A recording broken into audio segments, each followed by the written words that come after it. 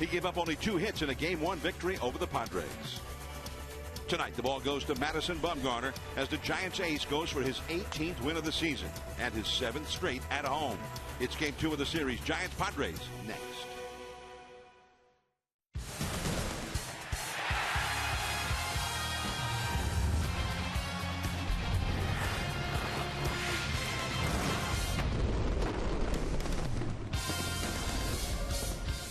Welcome to 24 Willie Mays Plaza on the shores of McCovey Cove, the home of the Giants. It's the Giants and Padres Game 2 of the series.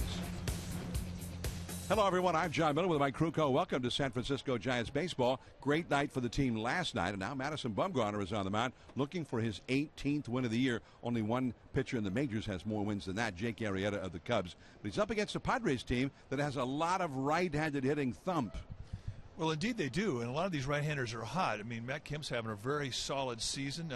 The guy to watch out for with the best lifetime numbers against Bumgarner is Derek Norris, the catcher, who is 6 for 17 lifetime. The opponent tonight for Madison Bumgarner is going to be Ian Kennedy, who is 11-5 lifetime against these Giants. And there are 3 guys in the Giants lineup who really had pretty good success against Kennedy. Keep an eye on Brandon Belt and Marlon Byrd. Both have 2 home runs against him lifetime, and Buster Posey hitting .395 against Ian Kennedy. So things to watch out for tonight. All right, and Buster is on a roll against all comers right now. Stay tuned. We'll be back with the lineups and the first pitch. Giants Padres next.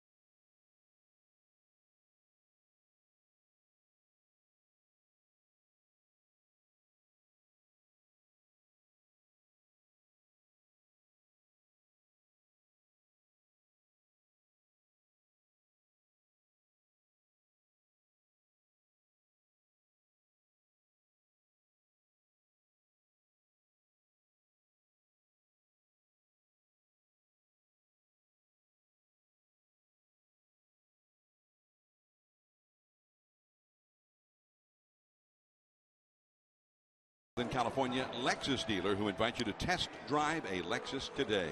Myers, center field. Norris, not catching but at first base. Kemp, right field. Justin Upton, who homered last night, left field. And he's done well against Bumgarner in the past. Jed Jerko at short. Solarte at third. Hedges, the rookie catcher, hitting 7th. Ian Kennedy, the pitcher, hits 8th. And Corey Spangenberg, the only left-handed hitter in the lineup, against Bumgarner, hitting 9th.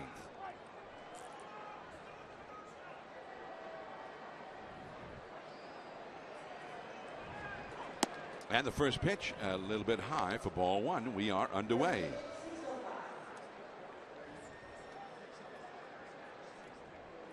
.64 degrees the official game time temperature. Will Myers, who opened the year as the center fielder for the Padres.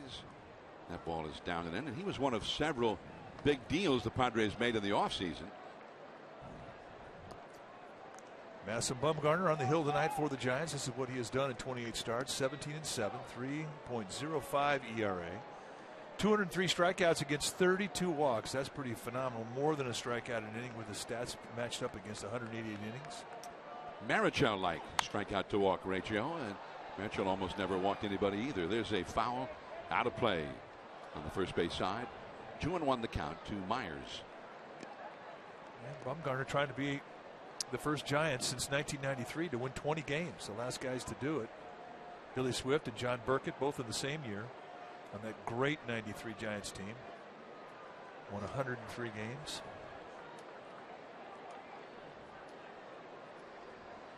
And that's right in there for a strike. 2-2. When you take your bats off Bumgarner, you're going to see a fastball that's low 90s. He has a 3/4 release, and there's a lot of movement just naturally on the fastball that bores into a righty away from a lefty. He's got a slider and a curveball and a changeup. And a full count now, 3-2.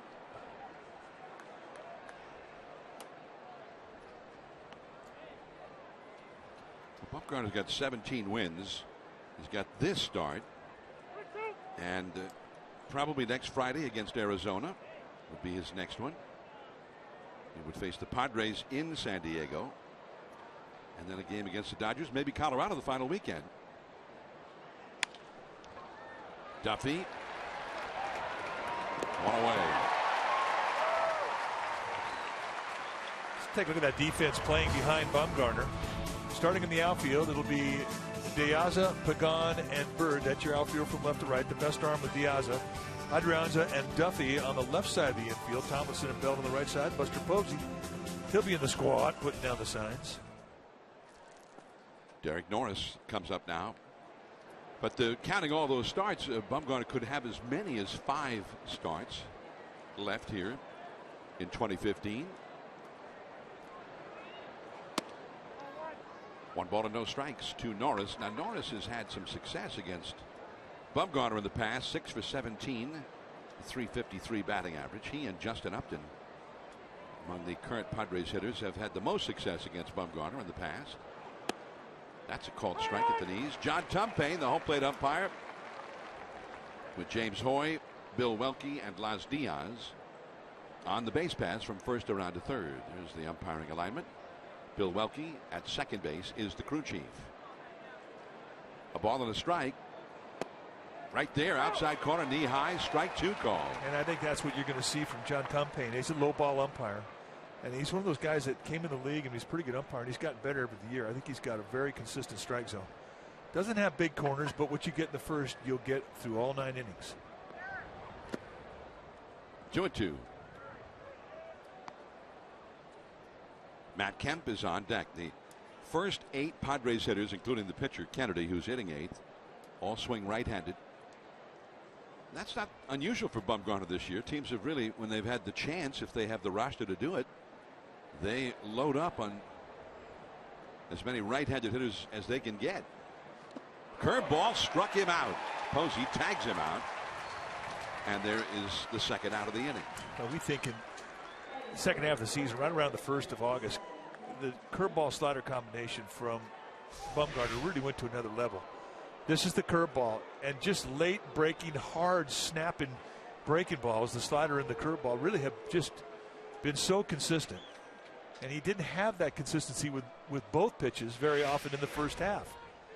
And he's looked stronger as the season has wore on. He's a physical marvel is what he is. Now Matt Kemp, 2 down, nobody on. And it's 0-1. Kemp has had a great second half of the year, and his numbers are pretty good overall. 271 average, but 21 homers and 94 runs batted in, although only a .318 on base percentage. 2 down, nobody on. Just off the outside, up a little bit. Kemp, before the All-Star break, had only 8 home runs in 89 games, 13 homers since the break, and his batting average has been over 300 in 50 games, nearly an RBI per game since the break. 2-1. Well, the point you make about having 8 right-handers in the lineup, as the Padres have done tonight against Bumgarner, I mean, I think that plays into the favor of Bumgarner, because all of his movement naturally runs into a righty, and he will get in tight to these guys. Beauty, knee high on the outside, strike 2 call. That's the strike he always looks to establish early in the game, and hasn't gotten it a lot with a lot of real tight strike zones. But John Tumpane is a guy that will give that, and he'll give it consistently.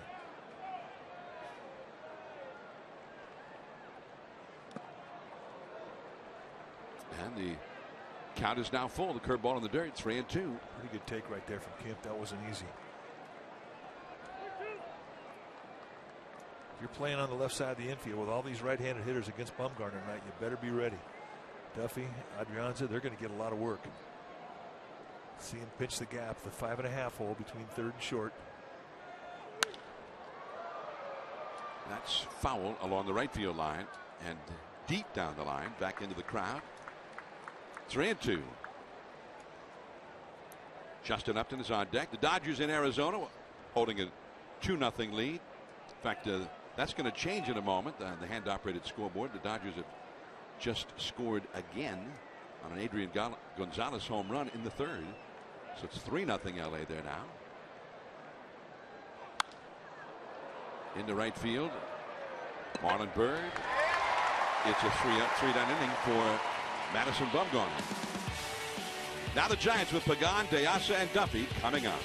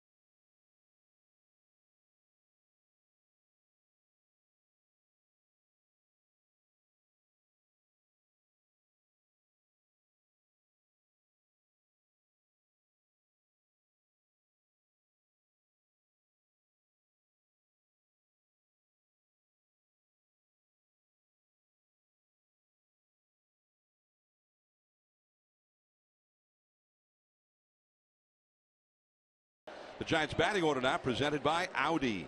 Truth in engineering. It'll be Pagan center field, De Asa left field. Matt Duffy hitting 300 at third base. Buster Posey in the last 12 games has 21 hits, a .488 average. Second in the league overall in batting average. Belt at first base. Bird in right field. Bird had 3 hits and a walk last night. Tomlinson second base. Adrianza, who had 2 walks and 2 hits in last night's game, at short, and Bumgarner the pitcher with 5 homers, batting 9th, up against Ian Kennedy. And 26 starts into this year. He's 8-13 with a 3.99 ERA, 151 strikeouts, 146 innings. You're going to see a low to mid 90s fastball depending on grip, curveball, slider, changeup combination. He'll throw anything anytime. Good command. Called a strike to Pagan. 261 average with 1 home run, a .295 on base percentage.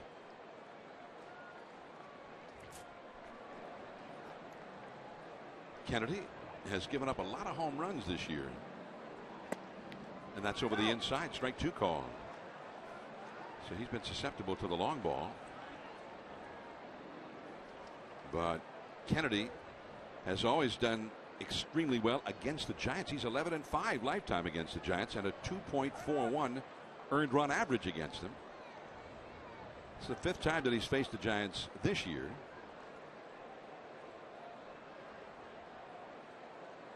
He got injured the first time he started against them back in early April and left in the 3rd inning of that game, but has pitched well against them for the most part, with the one exception being here in late June, where he gave up 6 runs in 6 innings, although even then 5 of those 6 runs were unearned.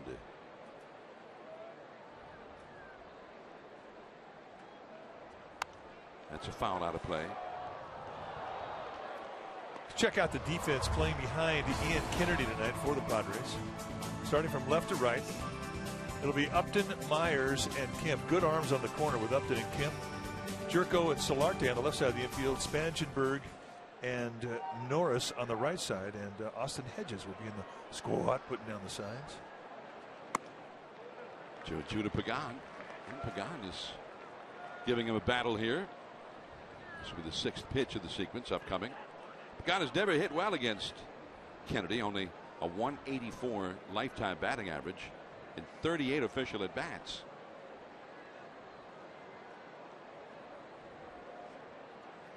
Curveball fouled. Good curveball. Kennedy's not a real tall guy. I mean, for a pitcher, he's 6 feet tall. He's 200 pounds. I mean, that's more like a shortstop or a third baseman. But he's always had the ability to spot his fastball extremely well all the way around the 4 corners of the strike zone and with 2 different types of movement. I think if he had to, he could pitch with just the fastball. That's how well he understands it. And the 2.41 lifetime ERA, as you mentioned, John, that he has against the Giants. There's only one guy, active player, who has a better one than him, and that's Kershaw. That curveball is raked foul down the right field line into the crowd. But against the Giants, I mean, they have a lot of different type hitters, and you have to be able to spot the fastball. I mean, that is one thing that you have to do, is locate in the strike zone, and that's one of the strengths of Kennedy. And I think it explains why he has had lifetime success against San Francisco. He's a dart thrower.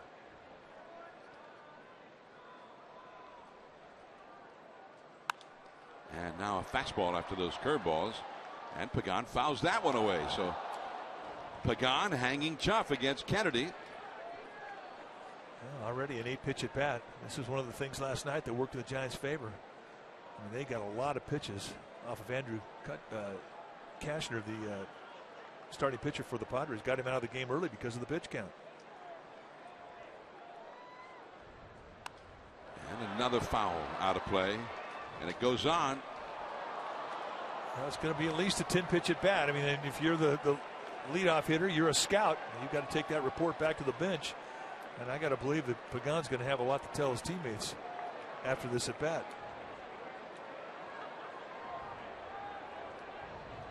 2 balls, 2 strikes. This is, as you mentioned, the 10th pitch of this battle between Kennedy and Pagan.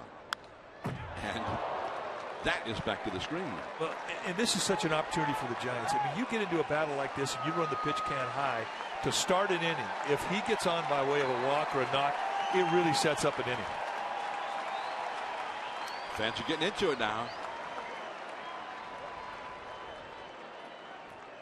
This does not wear down a hitter, but it does wear down a pitcher.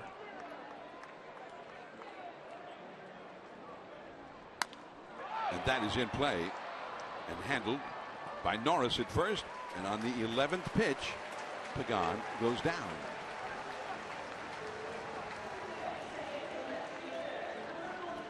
It's not often you can say a guy hits a ground ball to a first baseman. It's an unassisted play. It was a great at bat, but that was. And because of the importance of the pitch count, I mean, you throw a bunch of at bats like that on a pitcher, and it cuts his night. It makes it a short night.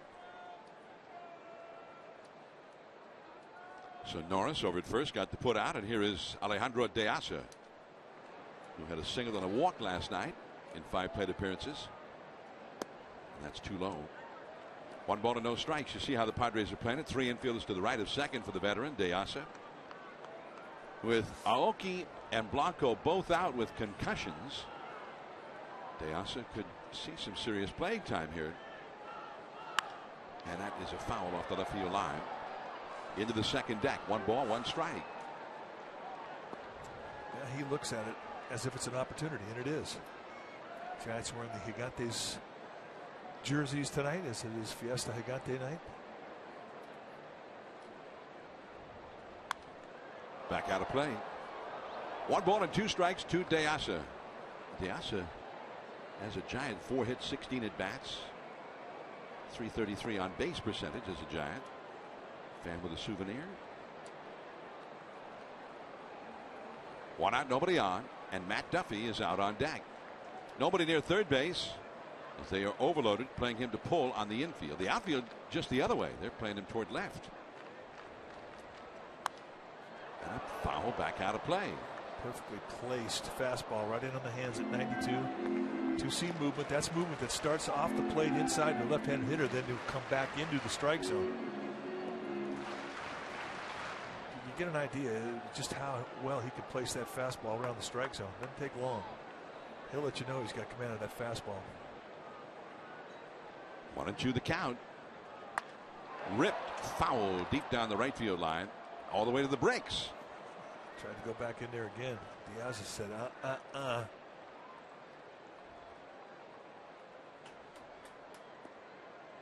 what you going to do with it? Give it to your date.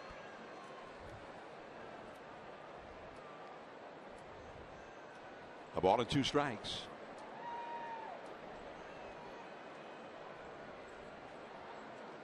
Struck him out. The high fastball. So 2 down. Now the Cavara Law Firm injury report brought to you by 1-800-4-INJURY. If you've been injured in an accident, call 1-800-4-INJURY or go to 1-800-4injury.com. Nori Aoki still feeling the post-concussion symptoms from being hit by a pitch all the way back on August 9th. Remember, he went to Pittsburgh to the concussion clinic earlier this week to be diagnosed. Gregor Blanco announced yesterday that he suffered a concussion and likely sliding into second base, and his head hitting into the knee of the second baseman Chase Utley. 0-1 the count to Matt Duffy. De Asa had a 6-pitch at bat. So Kennedy's thrown a lot of pitches in this inning, but he has not withered from it. Thrown a lot of good pitches. This will be his 20th of the inning. Just off the outside. Duffy refused to chase. So it's 2-1. Duffy hitting .300 for the year and a .338 on base average. Now with 68 runs batted in.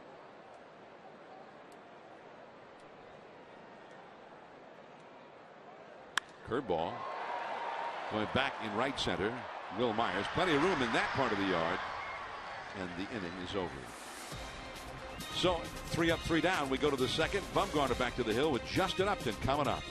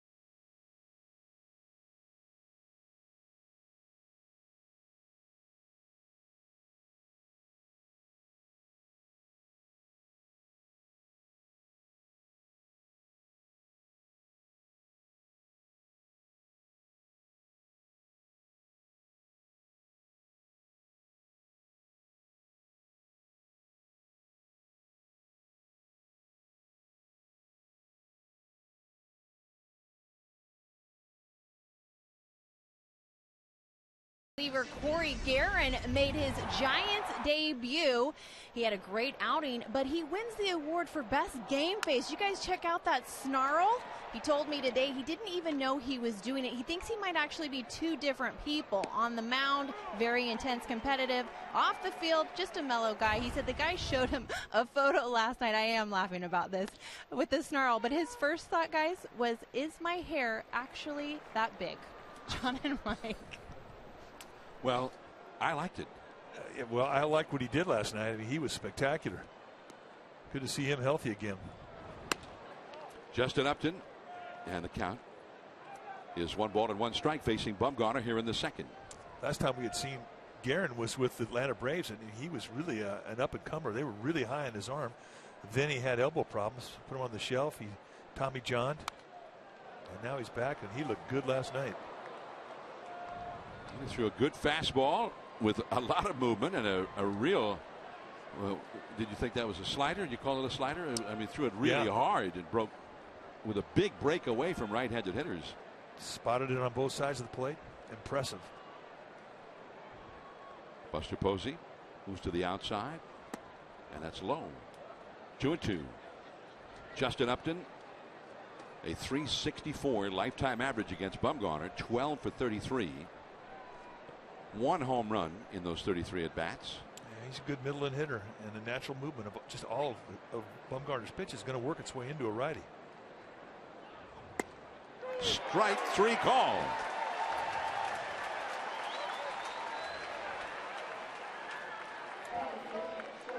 Second strikeout for Bumgarner. Set the target on the outside corner and cut it right back to the glove. And John Tumpane says that looks pretty good from here. Perfect pitch. Yep. He got you. Now Jed Jerko, he's been hitting some home runs in the second half of the year. And that's a called strike. He's got 14 homers for the year. No score in the game. We're in the second inning. The Dodgers now have a 7-0 lead in Arizona. He scored 5 runs in the third inning there.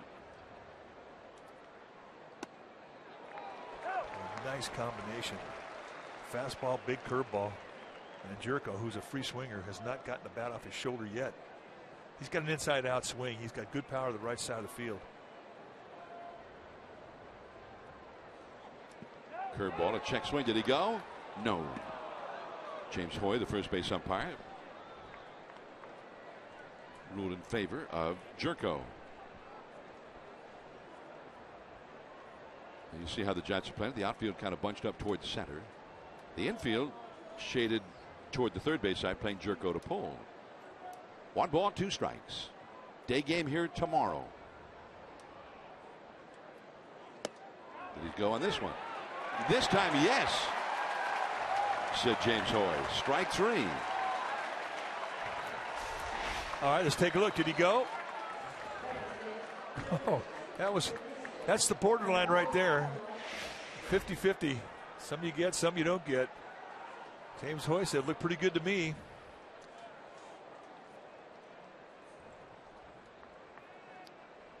Well, Pat Murphy, Padres manager, who replaced Buddy Black earlier this year, was upset, duly upset on behalf of Jerko. And there's a swinging strike one. Solarte, the switch hitter, batting right-handed. 0-1 the count. Padres are really happy with this guy. I think he's going to be the third baseman for the future for a while. He's got some power. They got him from the Yankees during the season last year. And on a team that did not hit. I mean, the Padres last year were one of the worst hitting teams in years and years in Major League Baseball. He became one of their best hitters after they picked him up. And he's shown some power. Can hit from both sides. There is De Asa toward left center. And that's a 3-up and 3-down inning. The Giants have Buster Posey, Brandon Belt, Marlon Byrd coming up. No score.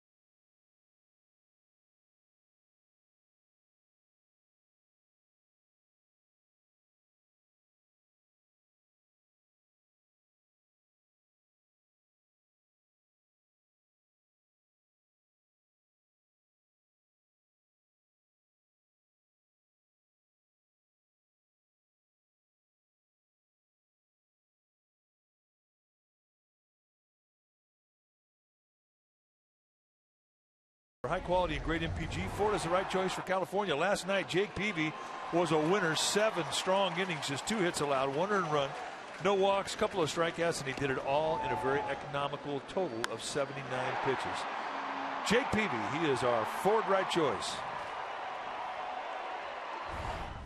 And the first time he has ever beaten the Padres, the team that he broke into the big leagues with and had such a stellar career with, won a Cy Young Award with. So it was a very emotional night for Jake Peavy. And he was superb in that game, without question. And there's ball 1, Kennedy to Buster. Posey hitting .329.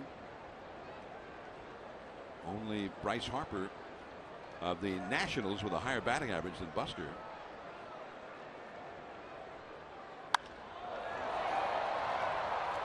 Kemp has plenty of room. And there's one away.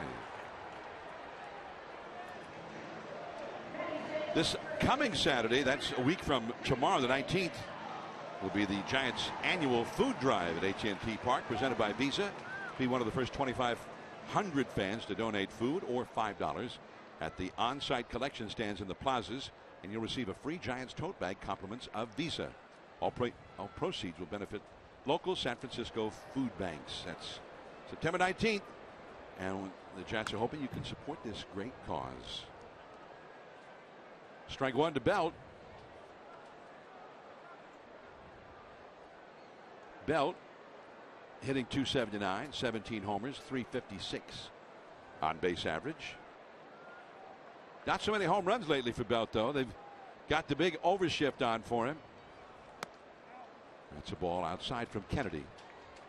The third baseman, Solarte, stays near third base, knowing that Belt has laid down a bunt this year for a hit, and in the World Series last year as well. And now it's 2-1. So there's nobody at shortstop, but 3 infielders are to the right of second. And the outfield is over toward left. You see how they're playing it there. Curveball, center field, and Myers catches up to it. You saw that curveball earlier, though. I mean, that's a good sign. He's picking up the breaking ball because he got both legs into that thing. And it wasn't a hanger either. He went down and dug it out.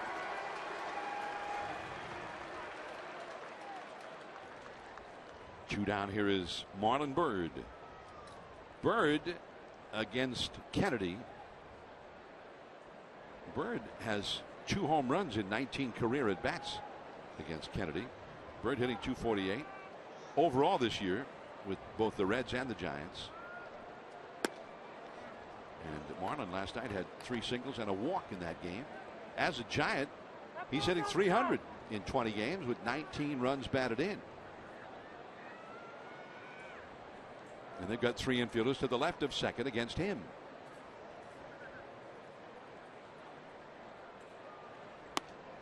Two 2-0. Tomlinson is on deck.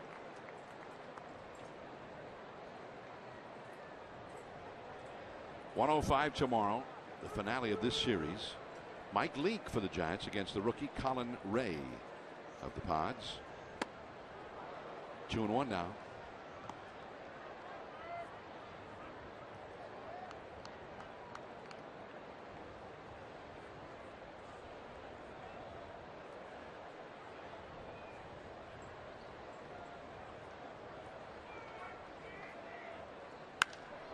That's a base hit.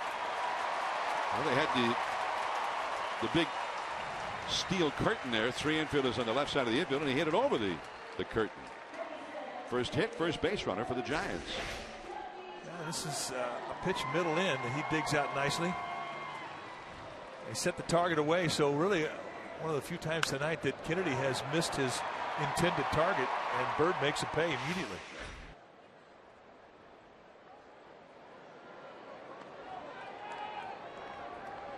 Kelby Tomlinson now.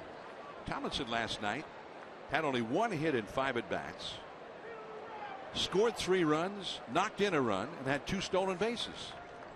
He had one of the most eventful 1-for-5s you'll ever see. Called a strike. Tomlinson, his speed was part of it. He hit a couple of balls that looked like double play balls when he hit him, but the Padres did not turn either one.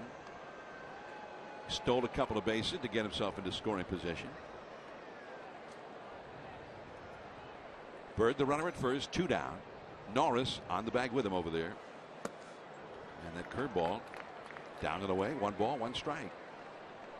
Tomlinson has been hanging in there. He's kept his average right around 300. 298 coming in tonight. Plus a 359 on base percentage. This is his 34th big league game. You know, and one of the things I like about this guy as a hitter is you may get him to chase early in the count in the dirt with a breaking ball. You come back later in the same at bat and you throw the same pitch, he will not fish. Up the middle. Behind second, and there's the force out. Well done by Spangenberg. From shallow center field to force out Marlon Bird. On to the 3rd inning. Bumgarner back to the mound. No score.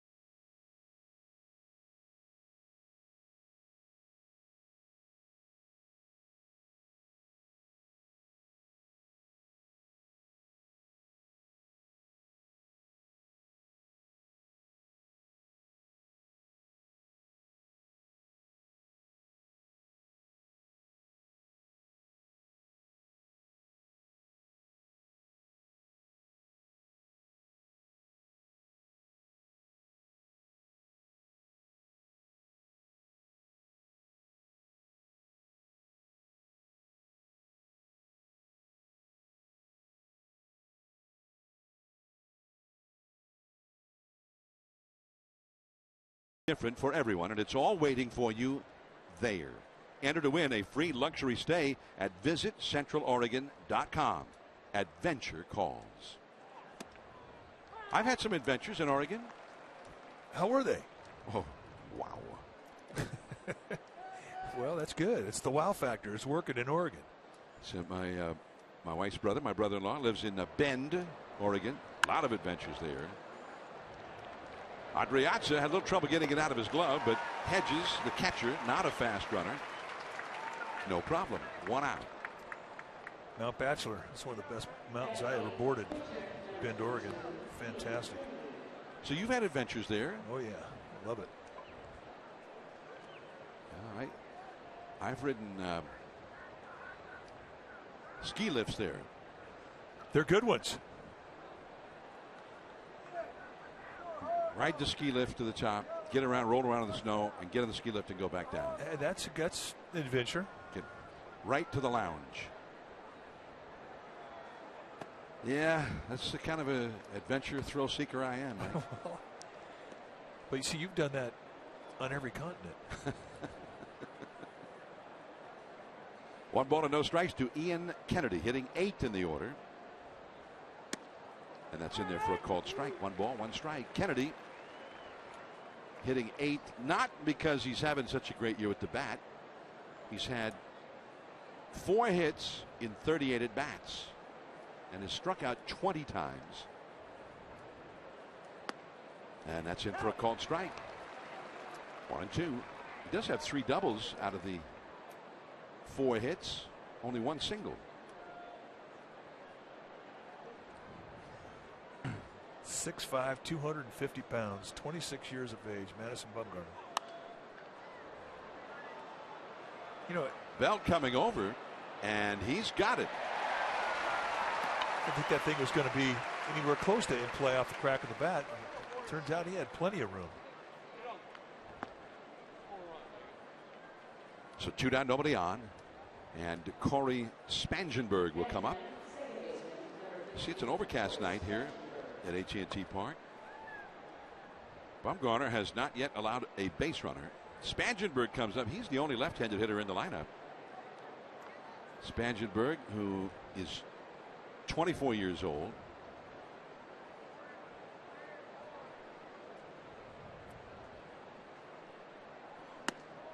And he takes a called strike. Spangenberg is hitting .264 with 2 home runs, .317 on base average. And he's a guy who can play all over the field.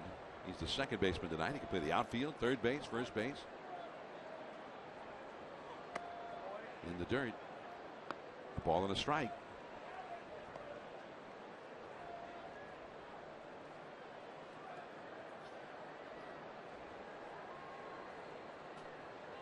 Taking his time. He is going to control the rhythm of the game. It's one thing he has definitely learned.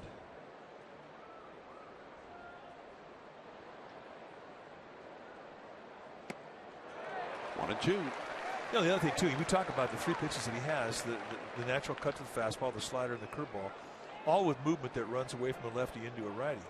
You think that would be a very one-dimensional type of a movement from a guy, but the fact that he can place all of his pitches on both sides of his plate with consistency, that's what makes him special. And with the fastball that he powers by him for his 4th strikeout, first time through the batting order, he's retired them all with 4 strikeouts in 3 innings.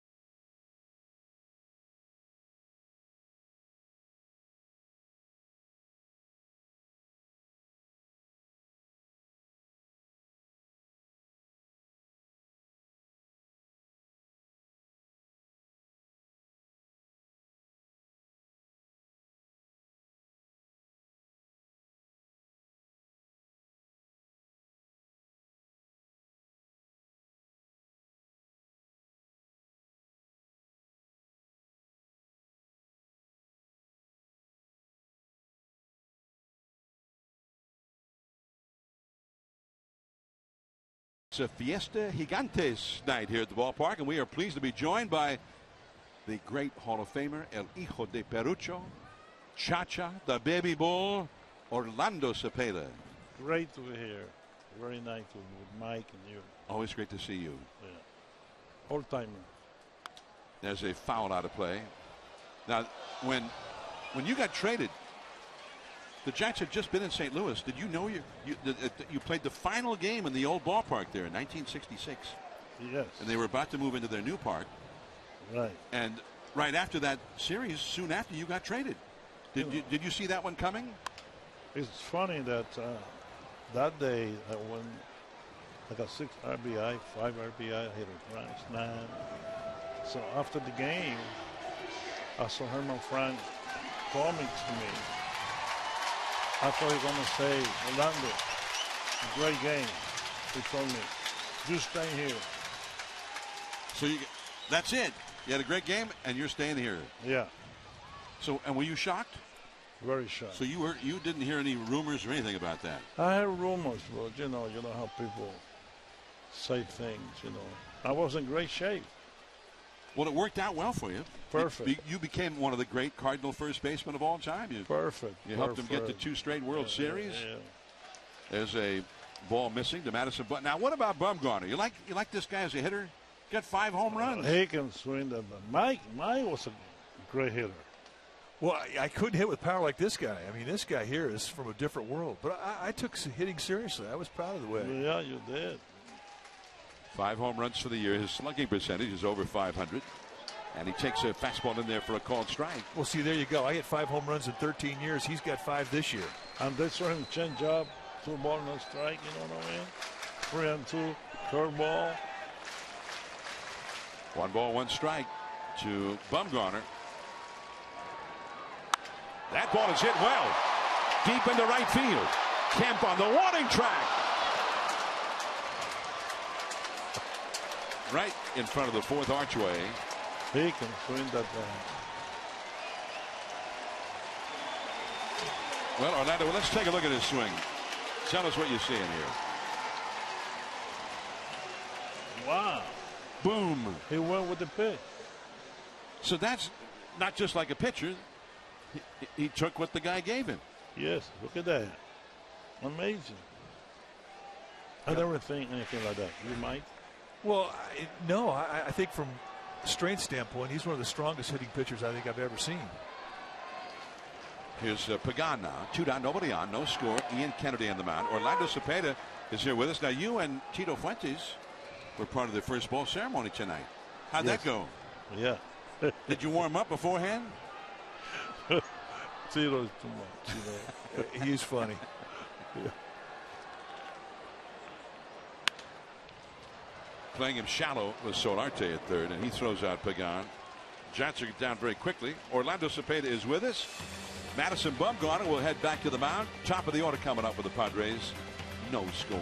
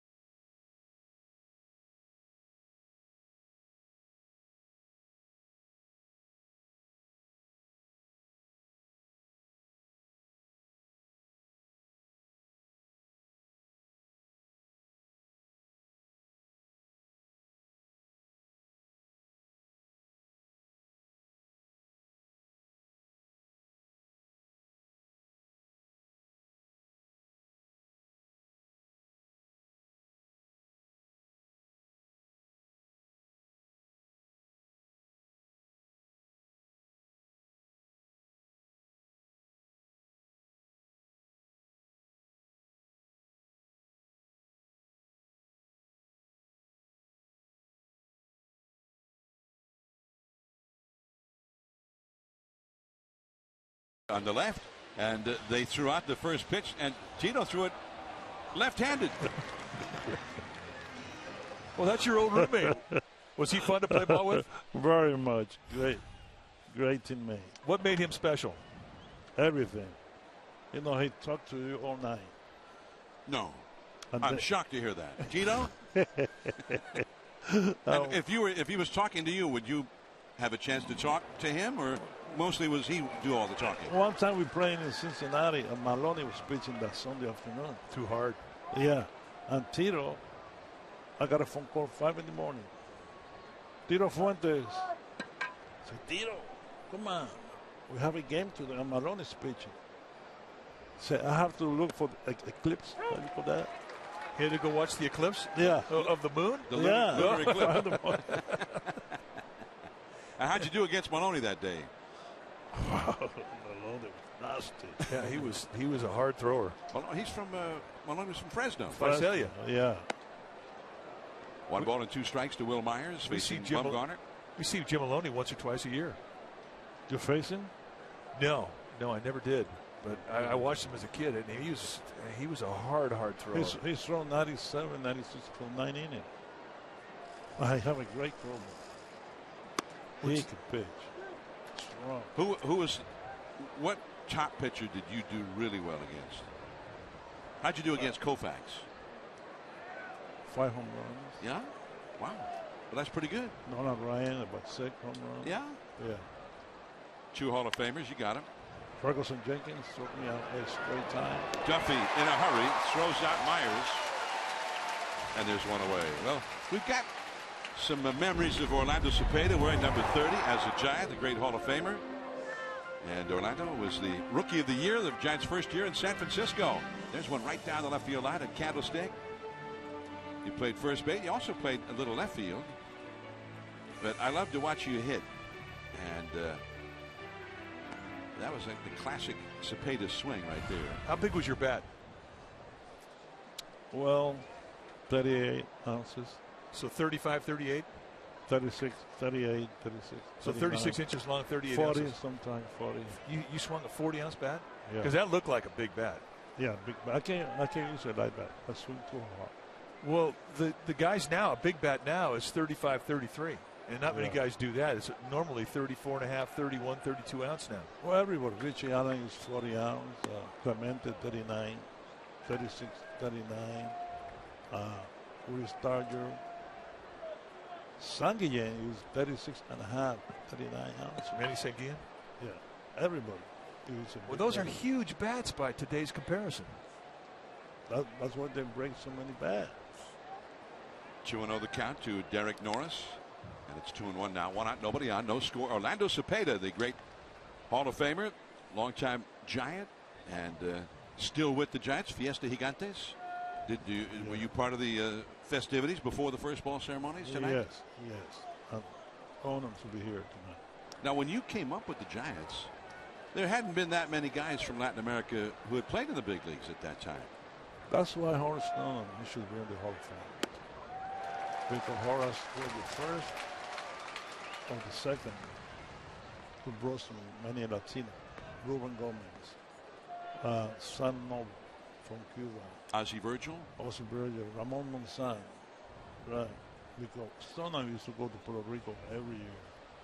So the Giants had a lot of players from Latin America, and they were one of the first teams really to bring a lot of players up from Latin America. There's strike 3, and Norris is gone.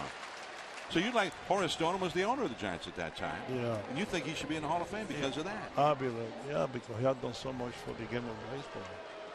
And then he raised so many black players, like Hank Thompson, Monty Irvin. Who was that center fielder they used to have? Mays? Willie Mays? I heard of him. Willie Mays. Yeah. 2 down, nobody on. And here's Matt Kemp for the Padres against Bumgarner, who's retired 11 in a row. Orlando Cepeda with us. So that's been part of the heritage of the Giants, especially since they've been in San Francisco. Right.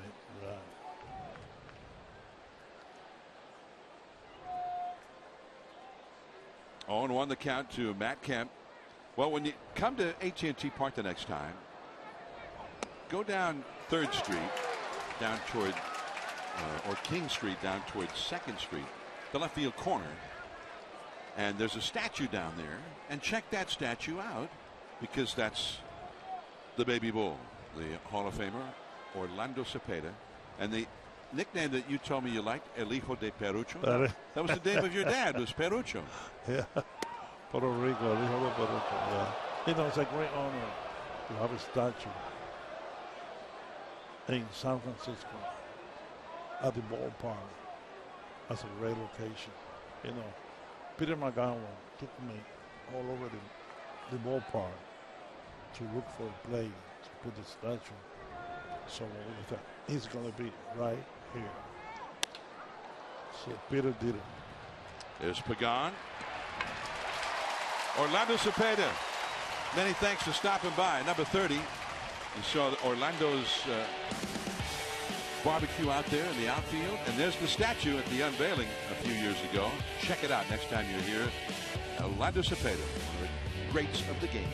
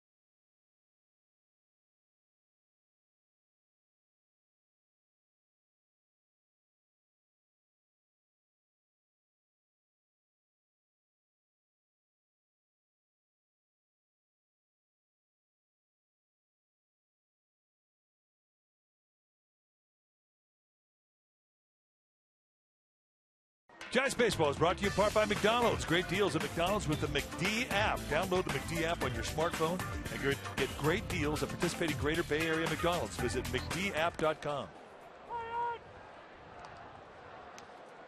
Kennedy to Deasa, and the count is 0-1.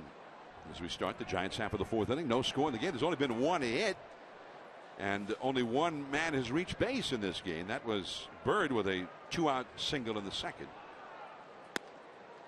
And that's called a strike on the outside. When I got traded to the Giants in the winter of 1982, and I got to spring training in 1983, my first camp in a Giants uniform, one of the first guys I met was Orlando Cepeda.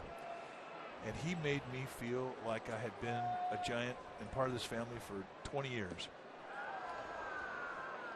And Deasa is down on strikes for the second time. And that's one away. The Bay Area is America's #1 dining destination.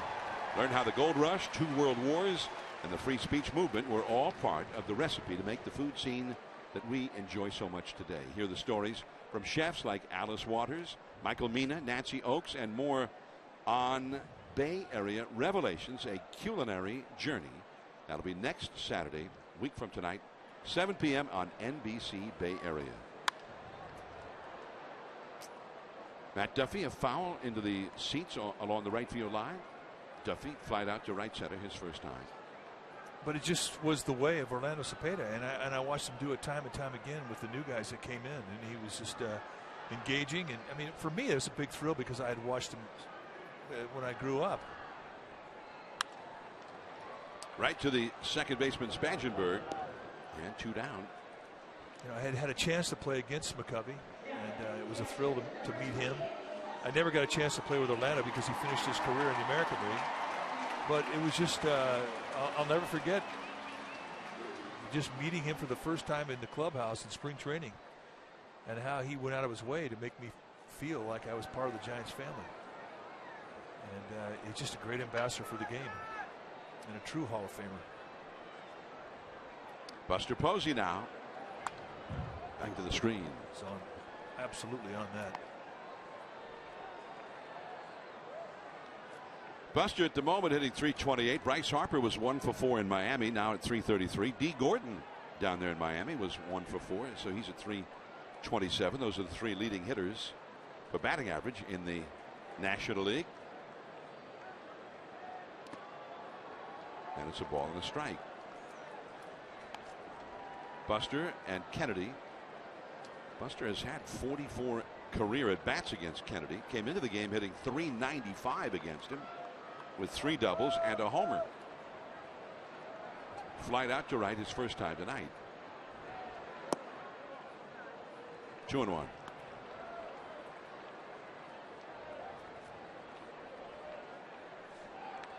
No score in the game. There has been only 1 base runner in this game, and that was Marlon Byrd in the 2nd inning. And it's off the outside. 3-1. Buster refusing to chase on that one again. 3-1.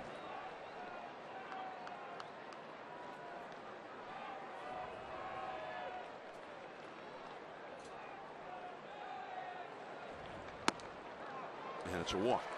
So Posey. It's a 2-out walk here in the 4th inning. Well, Sunday, September 20th is Peanuts Day at the park. Your special event package will include a limited edition Giants Peanuts t-shirt and a ticket to the game as the Giants will take on the Diamondbacks. Go to sfgiants.com/special events.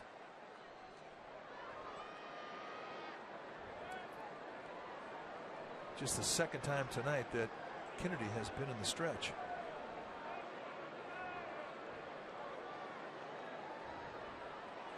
Posey, not really a stolen base threat at first base, but Norris will play on the bag with him nonetheless. Brandon Belt lined one to the center fielder his first time. They've got the overload. They got 3 infielders to the right side of second. There you see how they're playing it. Only Solarte remains on the left side in the vicinity of third base. Back out of play. He's had good swings against Kennedy. Remember the last at bat he had? He hit a pretty good curveball right on the button to center field. Let's play, Dad. Here, you want this? Do I have to?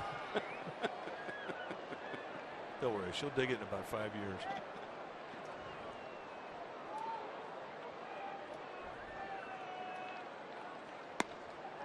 Just off the outside with a fastball. 2-1 to Belt. Giants have not been hitting many home runs lately. Belt is a guy that when he starts hitting him is liable to hit 3 or 4 in just a few days, and the Giants like to see him break out into one of those here soon. 3-1. Marlon Byrd is on deck. I think the Kennedy senses that Belt sees him well. I mean, that's one of the 6th senses you develop. If you pitch it long enough at this level, you know when a guy's got you timed. Because he's nibbling right now. He is not going to challenge with a fastball here either. 3-1. And he curved him on 3-1. That's ball 4. He's walked 2 in a row since retiring. The first 2 hitters of the inning. Posey moves to second. 2 on, 2 out, and Byrd coming up. Well, Bird's got 2 lifetime home runs off Kennedy, but I think what we're talking about, that 6th sense you develop. I think Kennedy felt that Buster was on him. I think he felt that Belt was on him, so he steered clear. He didn't give him much. Good patience shown by both hitters to get the walks, but they have definitely set it up now for Byrd.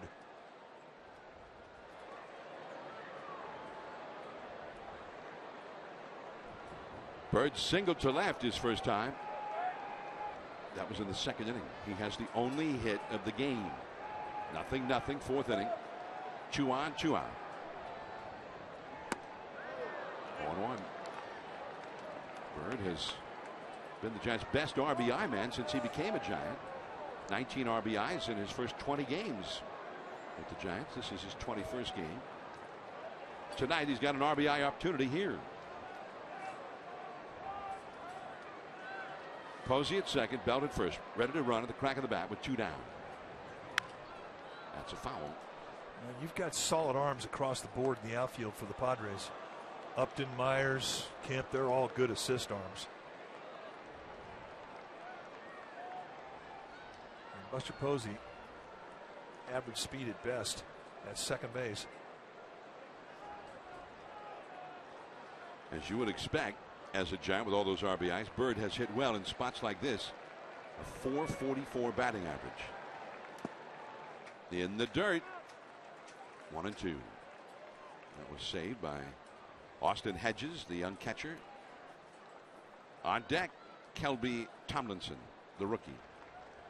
Bird definitely not a rookie. Been around a long time.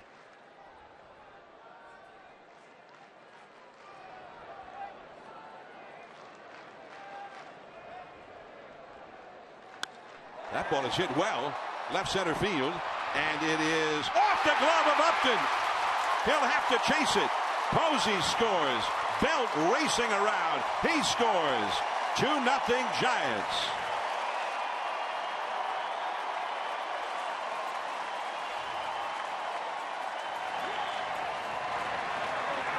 That's a 2-strike, 2-out swing of the bat that comes up with 2 runs.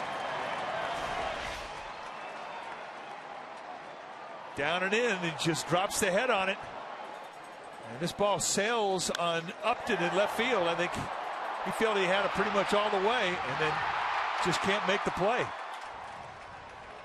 then he sees it, everything's good. He's got enough extension. Hits in the right in the base, the heel of the glove, right off his thumb. Strike 1 to Tomlinson, and as he tries to knock Bird in. You get that much glove and you have it hit the low part of your glove. If you're an outfielder, you're thinking you should have made that play. It is scored as a double and 2 RBIs for Marlon Bird. Ball and a strike now to Tomlinson.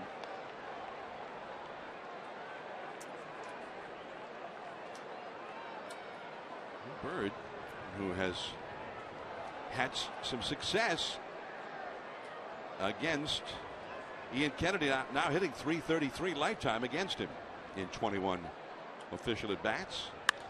That's a line drive base hit into the gap, and it will go to the wall. Bird scores easily. Tomlinson, he's going to keep going. The relay, the slide, teeth. A triple for Tomlinson. 3-0 Giants.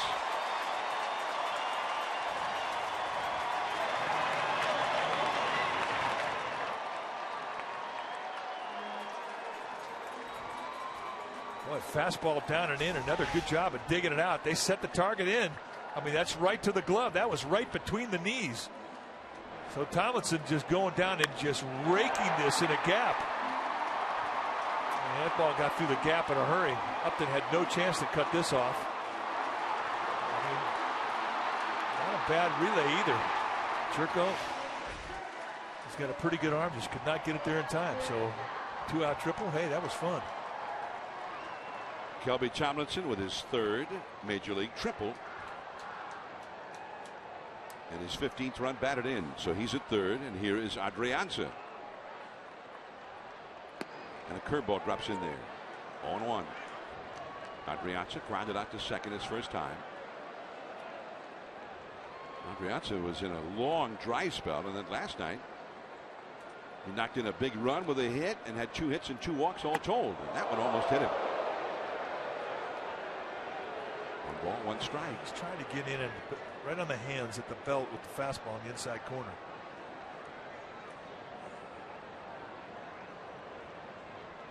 Adrianza has a long arm swing and he's right on top of the plate. And you're going to see teams pitch him in on the hands a lot.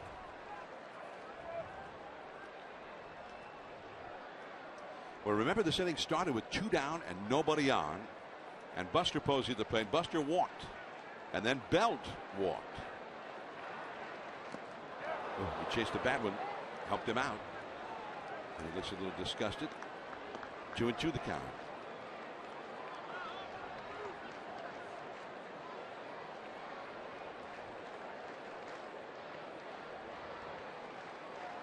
Posey and Belt walked, and then Bird got the double. A ball that I'm sure Justin Upton feels like he should have caught. And Tomlinson followed with a triple. And that's a base hit. Just a little lob into shallow left field. And Adrianza with 2 strikes delivers in the clutch. The 4th run of the inning. Tomlinson in to score. Well, this is all after 2 quick outs. 2 walks, 3 knocks. And now Bumgarner's got a chance to really do something spectacular here. Bumgarner took a fastball that was up and away, and he took it to the opposite field all the way out almost to the wall, where it was caught by Kemp. Orlando Cepeda, the Hall of Famer, was with us, and he was so impressed with Bumgarner's approach there, going with that pitch. Orlando, he knew that Bumgarner had hit some home runs and whatnot, but he was like, wow, he actually looked like a real hitter. Not just a guy who runs into one every now and again. He can hit.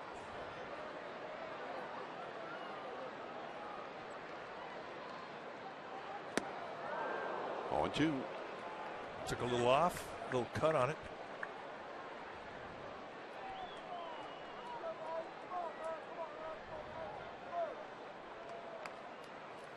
Two strikes to Bumgarner. Asked him what his hitting philosophy was. He says, yeah, I try to hit it out of the ballpark every time. Okay. In the dirt, and there goes Adrianza, and the throw goes into center field. Myers backing it up. Adrianza, who didn't see where it had gone at first. And I guess they'll score that as a wild pitch.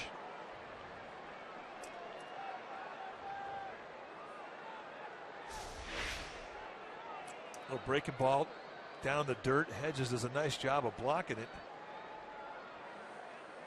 And he did not put on a very good throw. He's got a good arm, and that was just, I can't even explain that throw.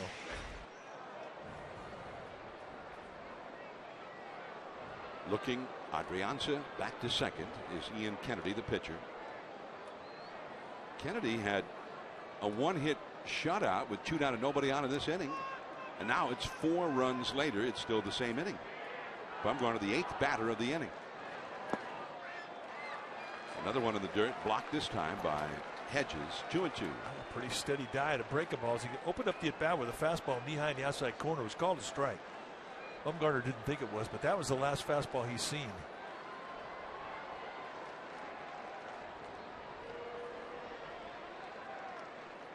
This will be the 73rd pitch of the night for Kennedy.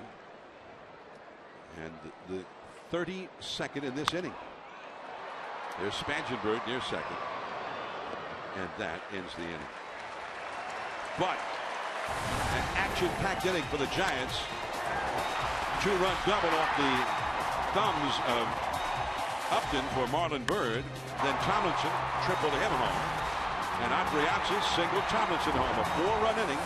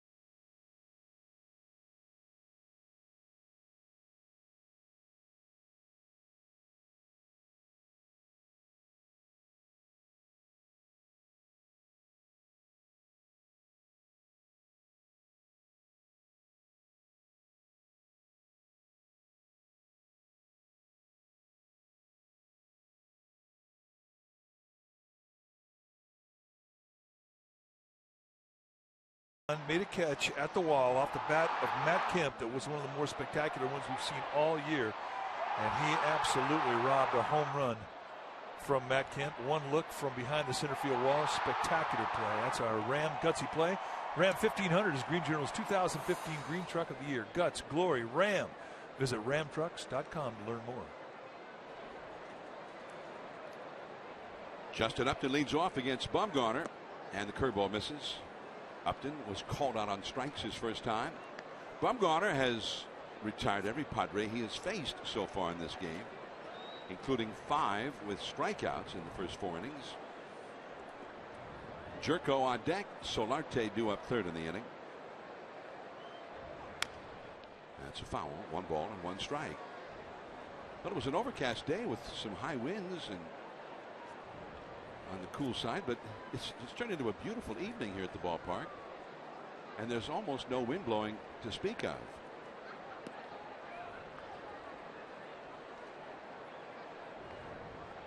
There's a little humidity going.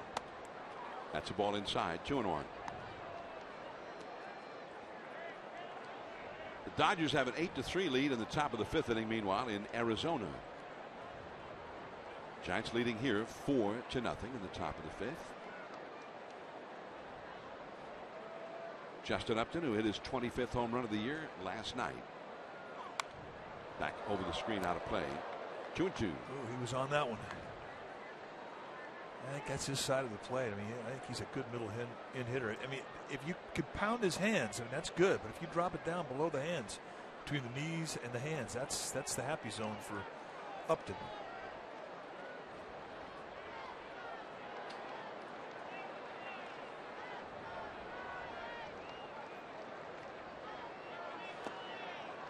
Curveball misses below the strike zone. Full count now.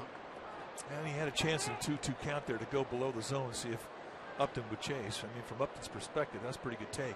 But I like the view from behind home plate, because you really get a chance to see how big that upper body turn is and just how late the hitter sees the ball in his release. Right center field, the big part of the yard. A lot of room to roam out there for Pagan. Upton is retired, and let's go to Amy Jean. All right, John and Mike, a big day here at the park for kids, especially as the Giants hosted their first annual Lego Day at AT&T Park. They may want to rename it next year to Lego Mania Day because the kids ate it up. Now, they kicked things off by unveiling a life-size Lego statue of the one and only Buster Posey in the squat. Now, Posey's wife, Kristen, and his twins were here earlier in the day, and gentleman Lee, his little boy, kissed the statue because it looked so much like Buster. John? Very life-size and lifelike. At the edge of the track, caught by Deasa off the bat of Jerko. Jerko had a pretty good swing on that, but it faded very quickly. That Lego thing is one of the coolest things I think I've ever seen. I saw a picture with Buster and the statue being unveiled with one of his sons right next to it. Lee. And he started pointing at it. He was smiling. He was shocked. And there's a called strike to Solarte.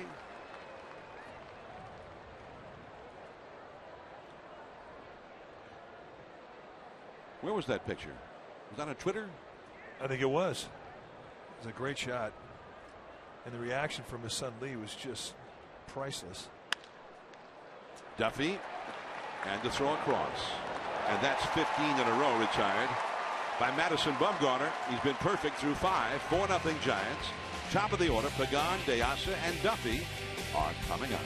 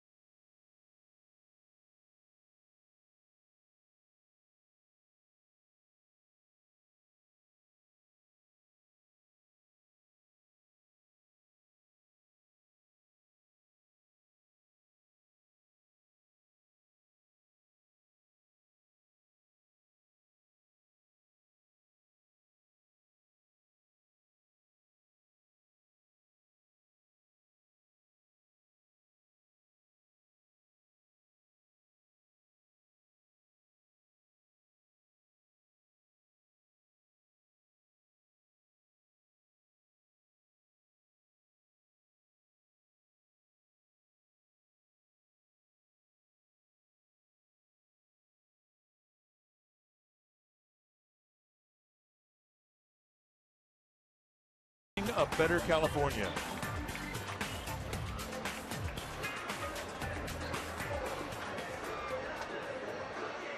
Giants with a 4-0 lead as we head to the last half of the fifth inning. 4 runs, 4 hits for the Giants. No runs, no hits, no base runners for San Diego through 5 innings. As Pagan will lead off here. He has grounded out twice against Ian Kennedy. Alejandro De Asa and Matt Duffy scheduled to follow. And it's ball 1 to Pagan. A changeup off the outside. Gigantes, Fiesta Gigantes Day. They had a big festival out on Terry Francois Boulevard on the other side of McCovey Cove before the game. The foul tip on a high fastball. A ball and a strike now.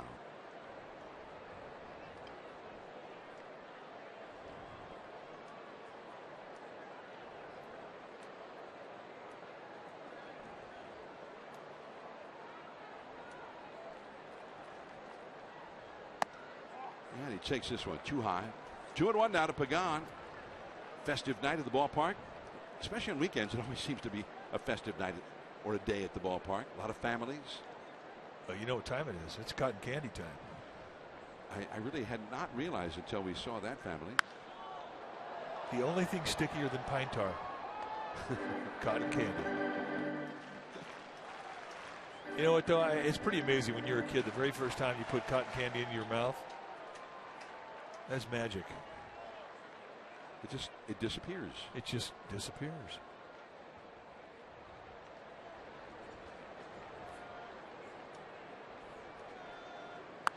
That ball is smoked. If it's fair, it's gone. Adios! Pelota Pagan onto the arcade. His second home run of the year. 5-0 Giants.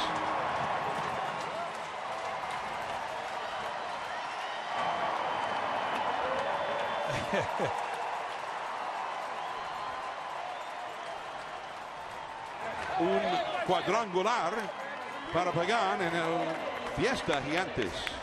Well, he sees the breaking ball, had some hang time to it right at the belt, middle in, squares it up, and then it's just a matter, is it going to stay fair? And it was fair by a bunch. Now Alejandro De Asa, and he hits a high drive, but it's out into Death Valley. Kemp still going, no! Off the bricks, in play. De Asa already halfway to third, and he's got a stand-up triple. Well, they could have sent him maybe. I mean, I know it's a 5-0 ball game, but they had some problems on the relay, and De Asa can run. And this whole place was anticipating an inside the Parker when they saw how the ball hits on the bounce and how high it goes. I mean, he just absolutely nuts this thing. Now watch the ball come up, and here now there's opportunity. One thing about Spangenberg, the second baseman, he does not have a good arm.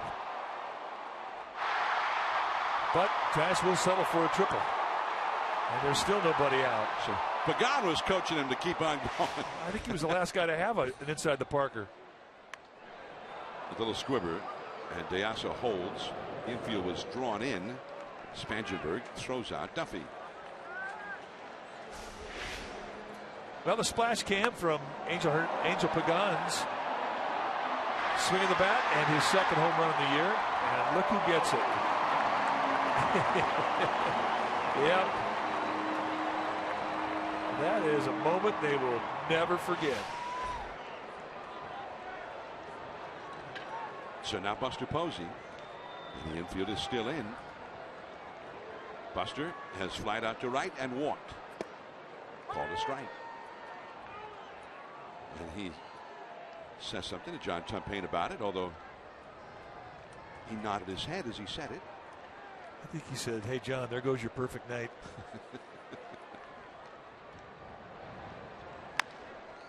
That is foul as De Asa ducked under it, getting his lead down the line.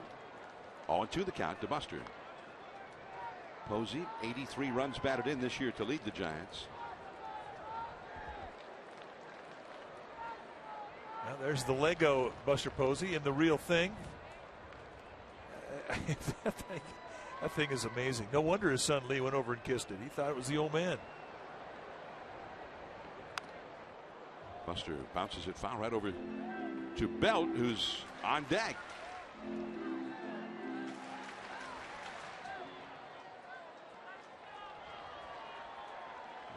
All right, he found the right guy. Kid who has his Giants jersey, a Giants cap, brought his glove, has a baseball. Good smile right there. He meant that one.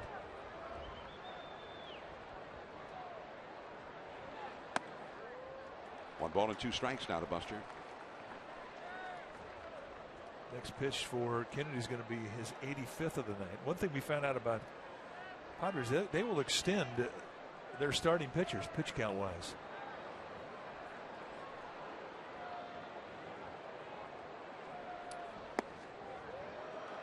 Juju, that was way outside. DeAsa at third. Posey trying to get him home. A run is in on the home run by Pagan. And the Giants have a 5-0 lead here in the 5th.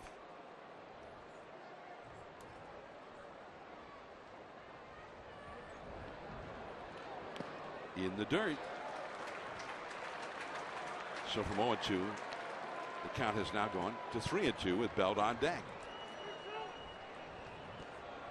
Bumgarner. Nobody going near him.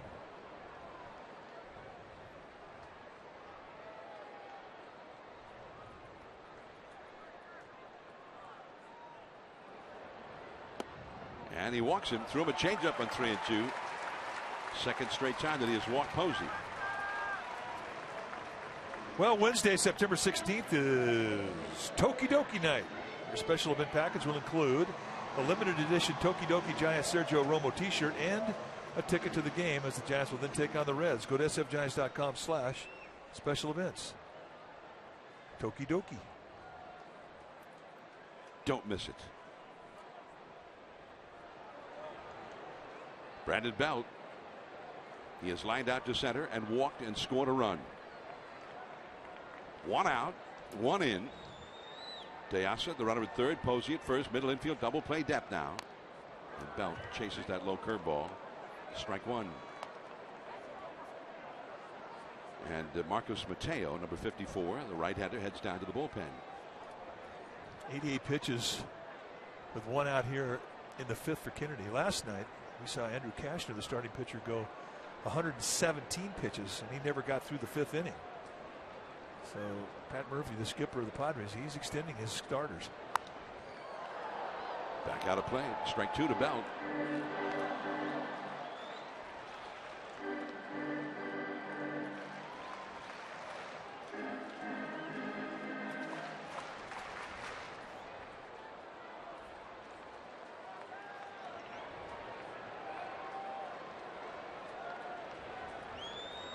Belt, 333 average, 33 previous at bats against Kennedy, including a couple of home runs.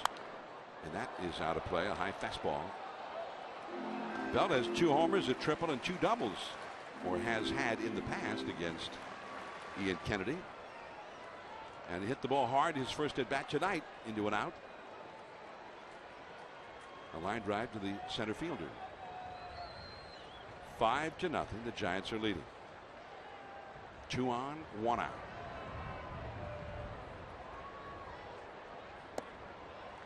One and 2. Pitch number 91 thrown by Ian Kennedy. And we're only in the 5th inning. So he's had a busy night. He threw 32 pitches in the 4th inning alone. And he's closing in on 20 pitches in this inning.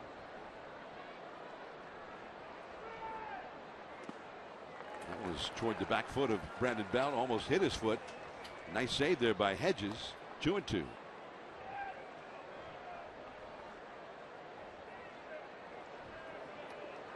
That triple, by the way, by DeAsa, according to the StatCast on the MLB app, left his bat at 105 miles per hour.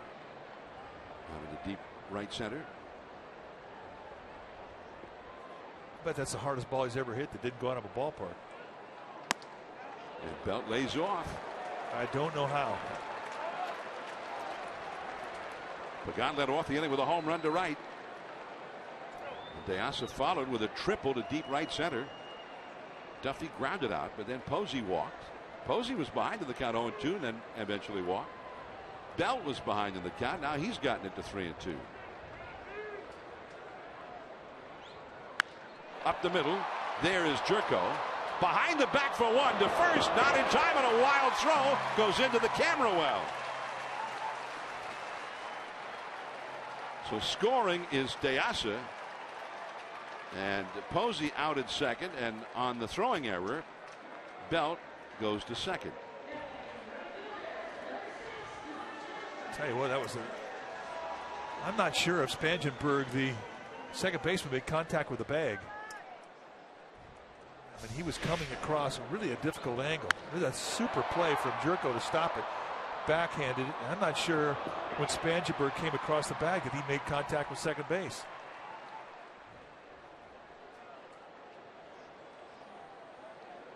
6-0. Yeah, he did with his heel.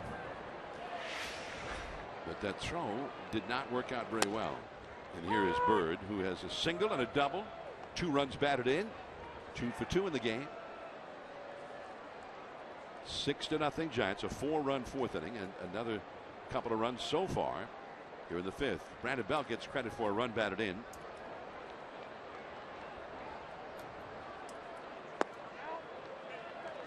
One ball, 1 strike. Bird now, as a Giant, has lifted his average well up over 300 in his 21 games, 26 hits, 82 at bats. He's hitting about 325 as a Giant, and has had 21 RBIs in 21 games. 2-1. That was the 97th pitch. This next one will be the 25th pitch of this inning for Kennedy, after throwing 32 in the 4th inning. So he has labored long and hard in just these last 2 innings. 2-2. Kelby Tomlinson is on deck. In the last 2 innings, the Giants have had a double, 2 triples, and a homer against him, and have drawn 3 walks. And he scored 6 runs in those 2 innings.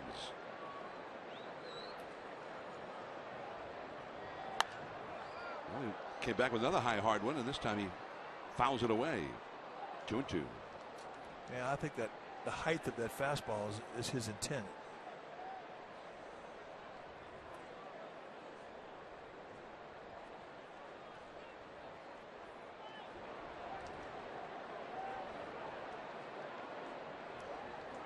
Juan and Bird with a runner in scoring position, 2 down.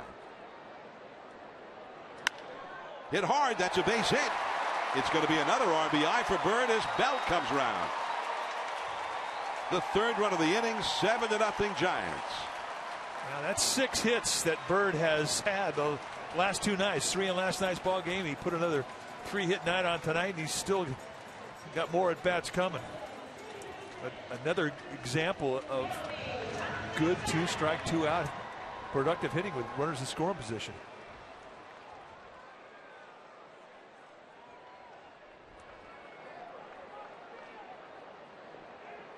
Pat Murphy checking the lineup card on the dugout wall, and now he's going to come out. The pitcher is due up second in the 6th inning, so he was hoping that Kennedy would finish the inning. He could just then pinch hit for him, but now he wants to get Kennedy out of there.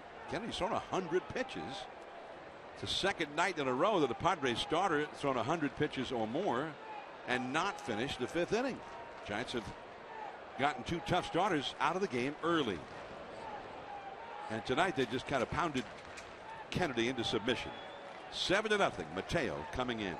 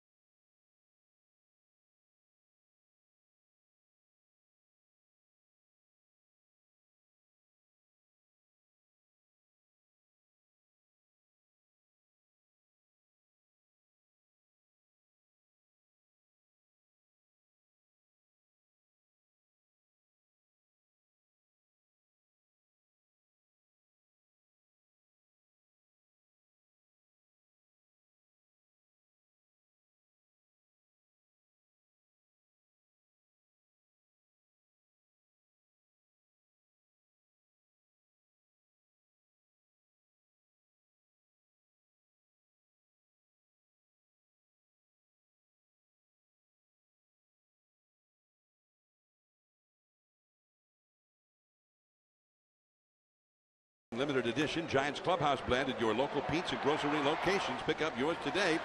Stolen base by Kelby Tomlinson in the second inning last night, and then in the third inning as well. His first career 2 stolen base game.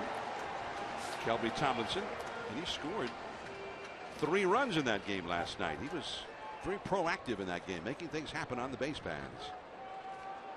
So here's, go ahead, Mike. Marcus Mateo, the new pitcher. Saw him in last night's ball game. Hard thrower, mid to high 90s with the fastball, hard slider. And as advertised, 94 miles per hour right out of bed. 20 games this year for the Padres, 23 strikeouts in 20 in the third innings. Just 24 base runners allowed. That's good stuff. He's just chewing on right-handers. They're hitting 205 against them. A ball and a strike now to Tomlinson. Mateo came on in the 7th inning last night's game. Faced only one hitter, Buster Posey, and he retired him. So that was a pretty good right-handed hitter that he retired.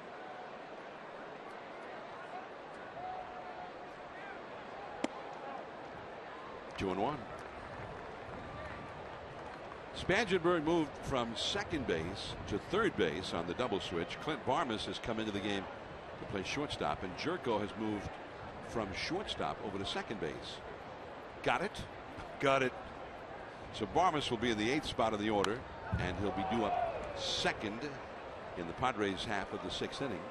The new pitcher, Mateo, will be where Solarte, the previous third baseman, had been, in the 6th spot. That will not be due up until 9th in the next go-round in the batting order.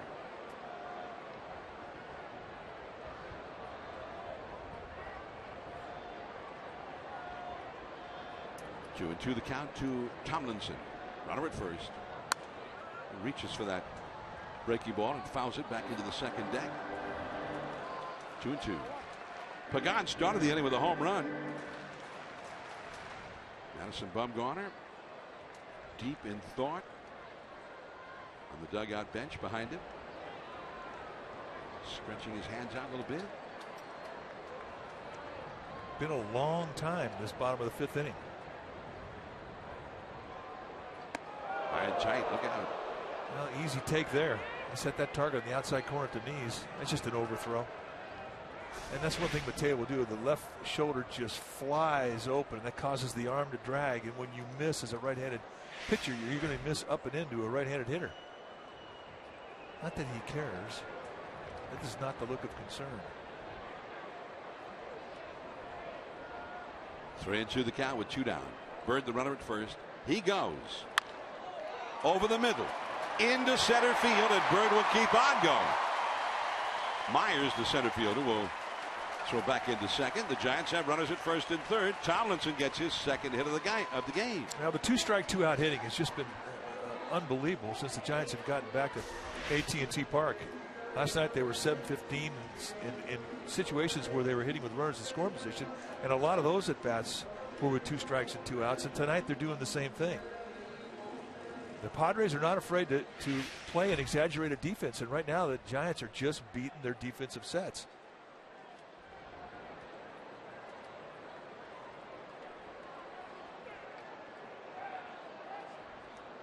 Giants have had 4 hits and 7 at bats with runners in scoring position in just these last 2 innings.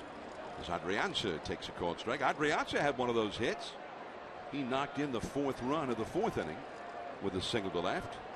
Just kind of lobbed it right over the infield. It's a ball and a strike. Adrianza in the last 2 games has had 3 hits and 2 walks.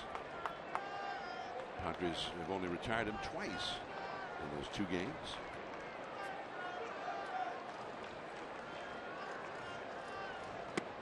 Off the inside with a check swing, and no, says Las Diaz. That was not a swing. 2 and 1. That's your big moment if you're a third base umpire. I mean, not a lot going on down there. I mean, you go from behind the plate, now you're at third. So a little flourish, a little showbiz. Did he go? Yeah. No. Absolutely not. Mateo might have touched that one with his bare hand. Barmas throws out Adrianza. The inning is over. The Giants get 3 more runs, starting with Pagan going bye-bye baby, as Russ Hodges used to say. 7-0 Giants. Bumgarner will head back to the mound.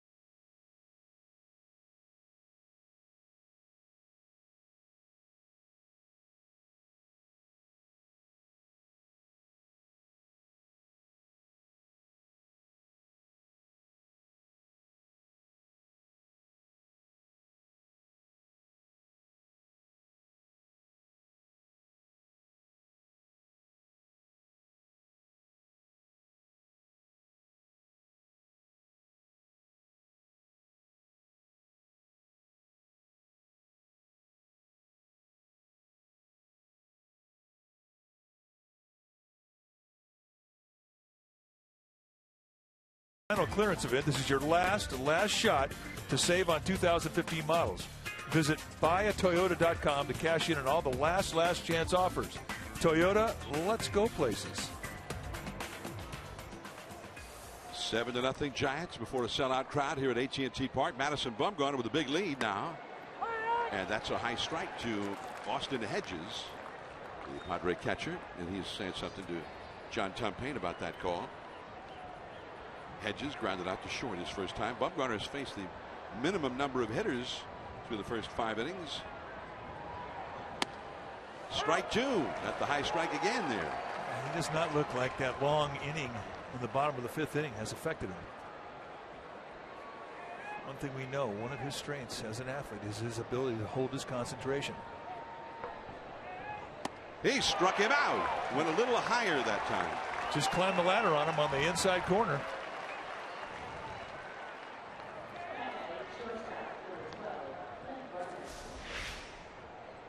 Right above the hands. That's just a flat out ladder climb right there. That's good morning, good afternoon, and thanks for stopping by. And by the way, the Hedges was not happy about those 2 high strike calls as Clint Barmas comes up for the first time, and that's a called strike. But the Pitch FX on the MLB at bat app showed that both of those were right at the top of the strike zone. So when John Tumpane looks at his DVD after the game to see how he did according to the computers, he'll see that he got those calls right. 0-2 the count to Barmas.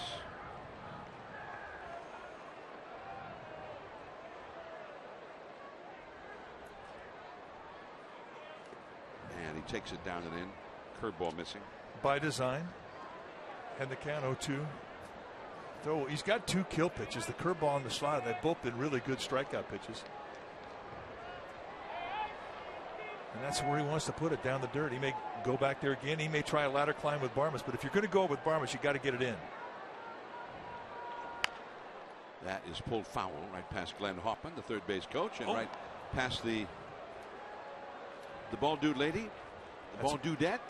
That's Molly Cabanero. She's a veteran. And over to this, that's Andrew Myers, a student at University of Nevada, Reno. Molly's the daughter of Corinne Mulaney, who was the first ball dudette all the way back in 1993. No ladder climb fastball here. Nope. He took it. That's an excellent pitch. The thing with Barmes is he's a good high ball hitter, a mistake hitter, but it's got to be out over the strike zone. He covers that area belt to the letters on his chest extremely well. But he will chase high, but you can't miss in that little area. You got to get it above that. Curveball, and he rips it right over the head of Glenn Hoffman. Look out, Molly.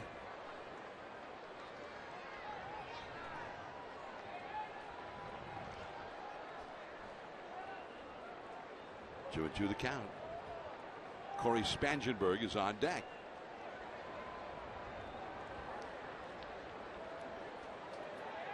So Barmes battling Bumgarner here in the 6th inning. In the dirt. So that's a full count. Barmes has had 21 previous at bats against Bumgarner with 4 singles and a home run against him.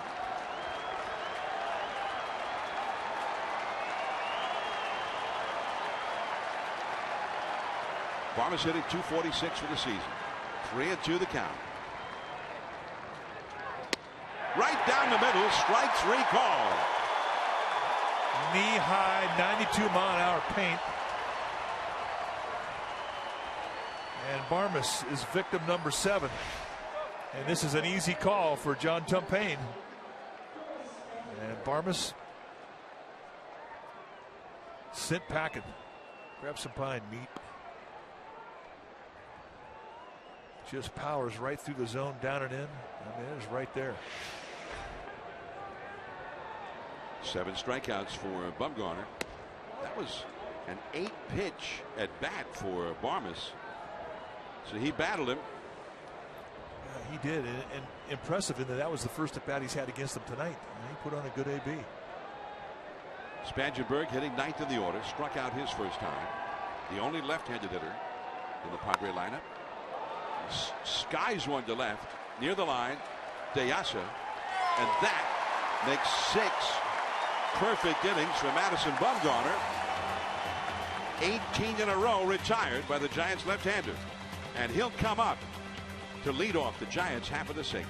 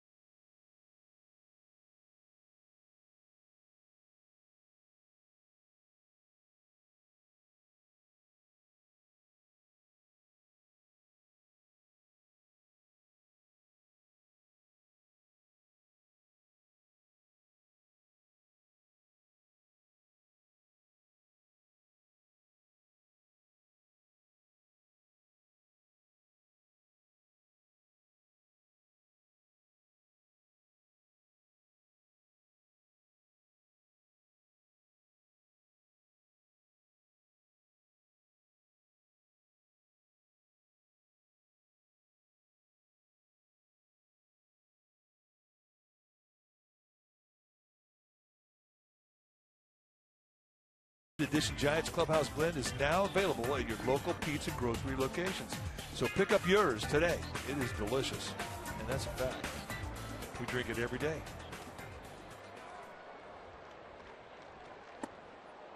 And there's a called strike. Bumgarner has flied out deep to right, and he is grounded out to second.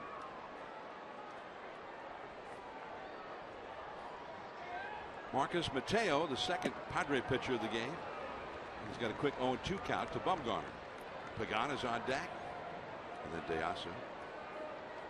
Due up third of the inning.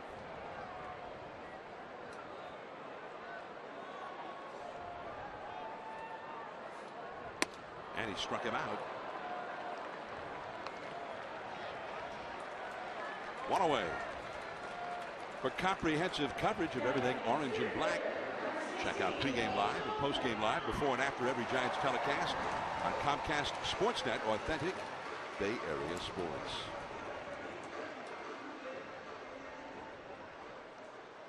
Well, Bumgarner,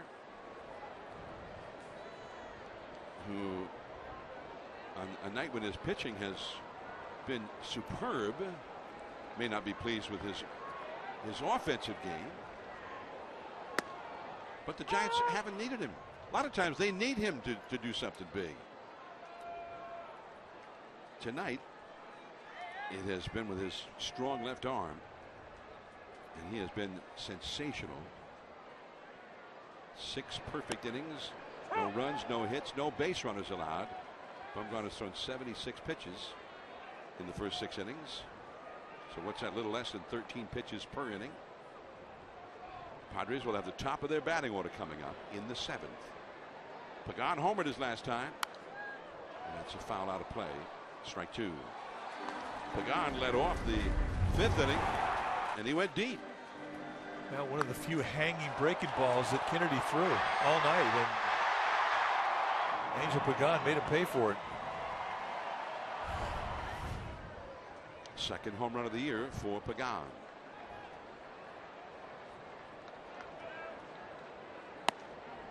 Too high. The Dodgers, meanwhile, have an 8-4 lead over Arizona. They've gone to the top of the 7th inning in Phoenix in that game on the out-of-town scoreboard.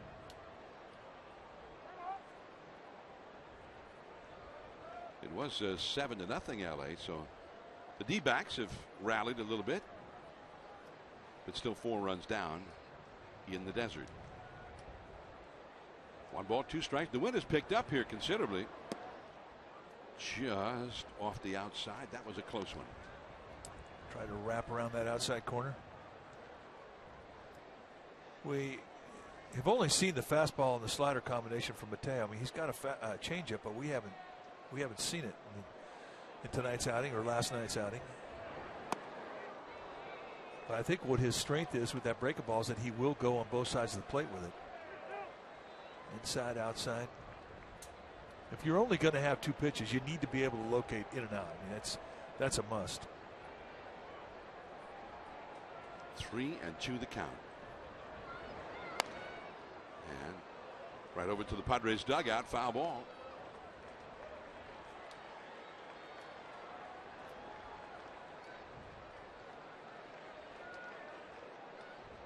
Pagan hitting .261.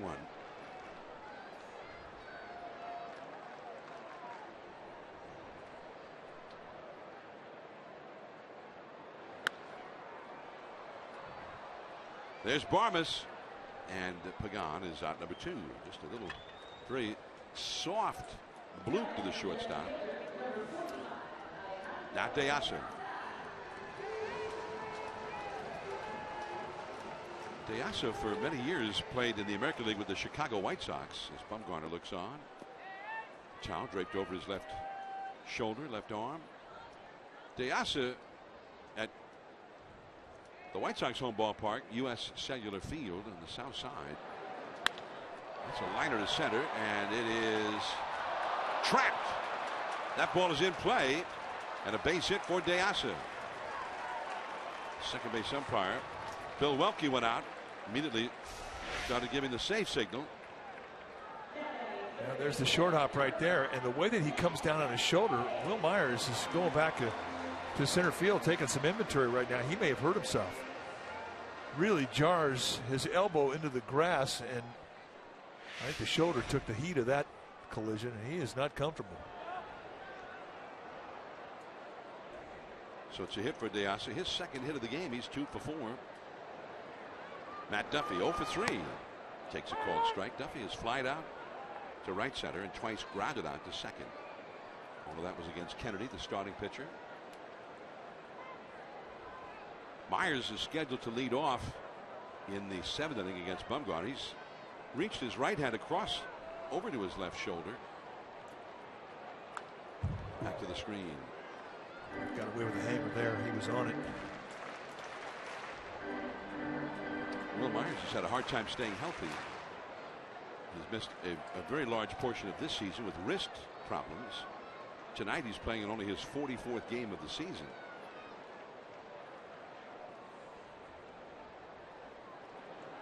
And he's missed nearly 100 games. Buster Posey on deck. 7-0. The Giants are leading. And back out of play. 94 miles an hour. That was up.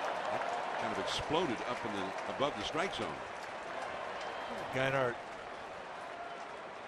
level about 2 sections over. Just made a nice play with his glove. Hey, you bring your glove to the yard, you might as well make a play, right? Be ready, make the play.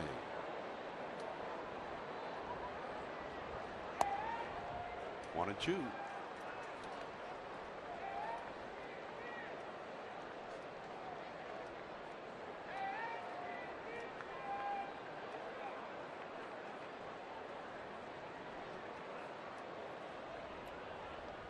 Deasa the runner at first. Norris on the bag with him. And he chased. Strike 3. So the top of the order, Myers, Norris, and Kemp. And Madison Bumgarner, who's been perfect for 6 innings, heads out for the 7th.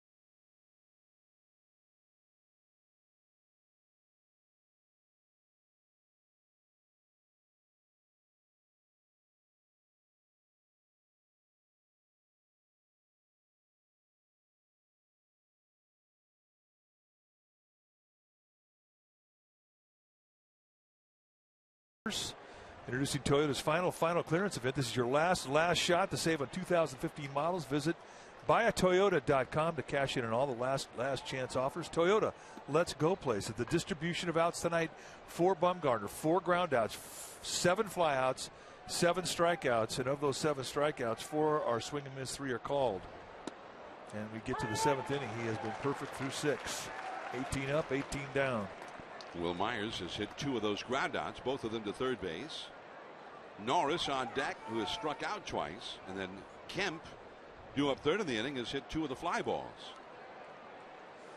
So we have an even distribution of strikeouts, groundouts, and flyouts from the first 3 hitters of this inning. Bumgarner's retired 18 in a row to start the game, and the big hook, strike 2. Such a weapon. Both the slider and the curveball have just been electric, and that has been the case since about the 1st of August when he got those 2 pitches under command. Fastball has never left him from the very first start of this career, or this year. He's been solid with the fastball. But he's got 2 ways to get you tonight, the curveball and the slider, and they're working. 1 and 2. Belt at first, with Tomlinson at second, Adrianza at short, Duffy at third. An outfield of Deasa, Pagan, and Bird from left to right. Posey, behind the plate. He struck him out. Number 8 for Bumgarner, and number 19 in a row retired. Just 92'd him right through the outside part of the plate with a fastball. And this is one that has a hitter talking to himself. You see it cut back into the plate. Tries to stay inside it, tries to think the opposite way, does everything right.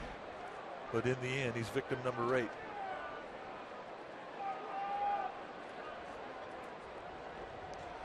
Derek Norris, who struck out in each of his first 2 plate appearances, both swinging strike 3s.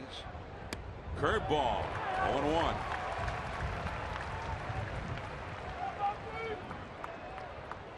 He's in no hurry. Controlling the rhythm, and he has done that since the first.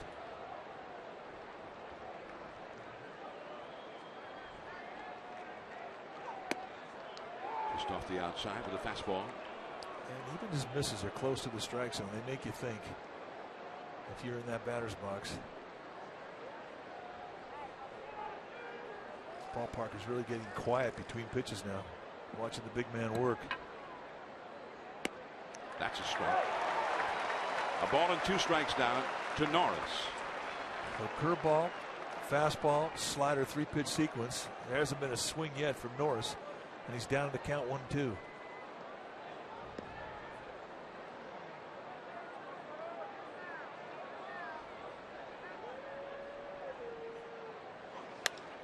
That is caught by Tomlinson. And he had to leave his feet to go up and get it.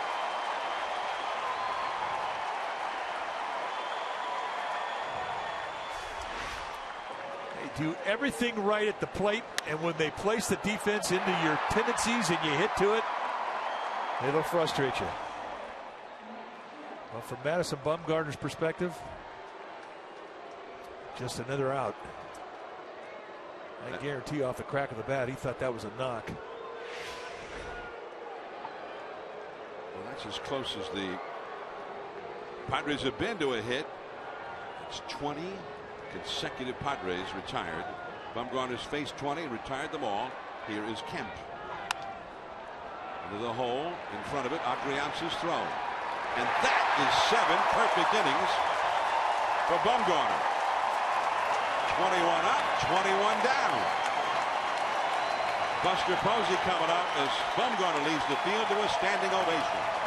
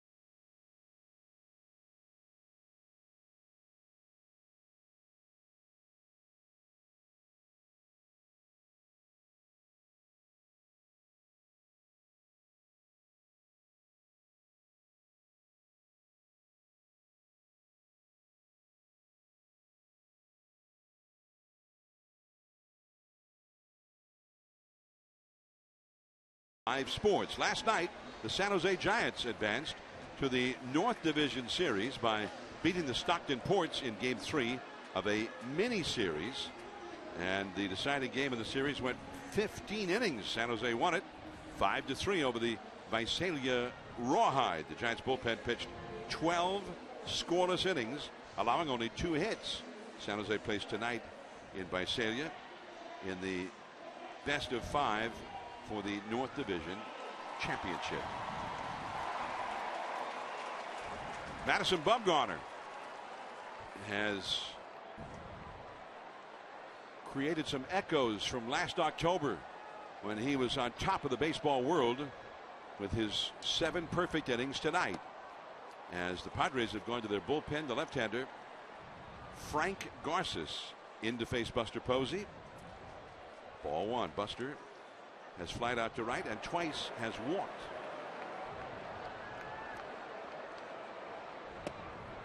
And that curveball came around and got the outside. 1 ball, 1 strike. The numbers for Garces, he's a guy that they give you 4 different pitches: fastball, curveball, slider, changeup. 37 times he's kind of been up and down in the minor leagues this year. But he's got good stuff and kind of a low 3/4 release. A little bit of a crossover step.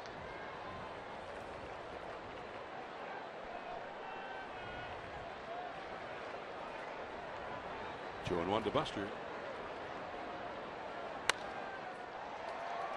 Second base, Jerko, 1 away.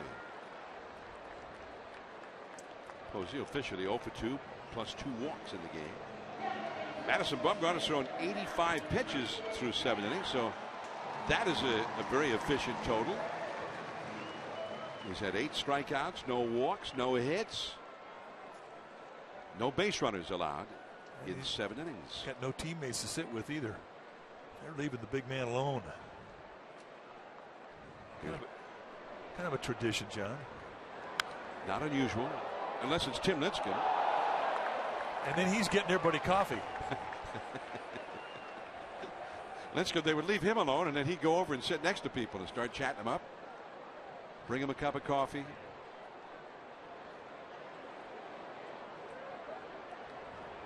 On the count to Brandon Belt. And it's a ball in the strike. Belt has lined out to center, walked, and scored a run. Hit into a force play, which knocked in a run, and he also scored a run in that event later on. So he officially is 0 for 2 and has scored 2 and knocked in 1. A very eventful 0 for 2. There's a soaring shot deep into the night. Way back there. Goodbye. That is a long home run to Brandon Belt. 8-0 Giants.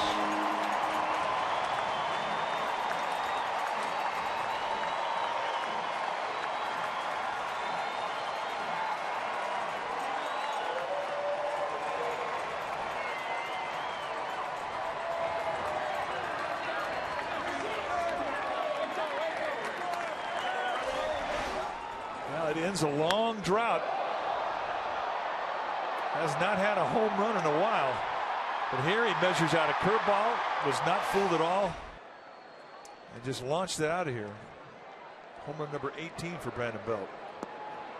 And his 65th RBI, his second RBI of the night, over that 20-foot high wall. No cheapie out there.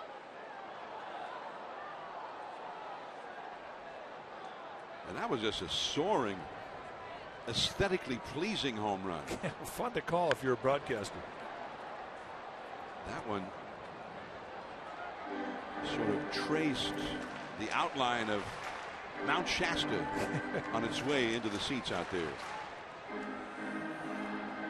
Well, that one felt good. I mean, you just watched Matt Kemp, the right fielder for the Padres, going back to the wall, and all of a sudden he gives up on it. It was just going to be a matter of how far into the bleachers it went. Marlon Byrd, another 3-hit game for him, 2 singles and a double, and he's knocked in 3 runs in this one.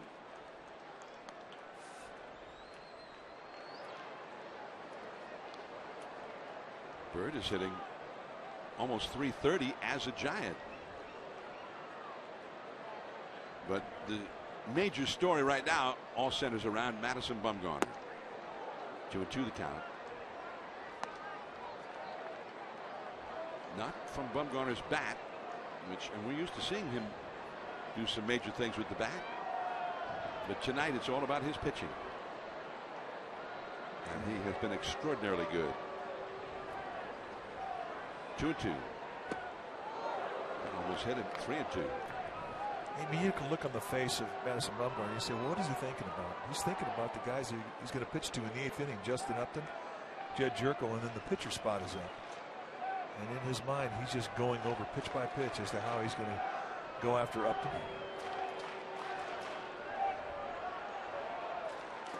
And that's a walk for Marlon Byrd.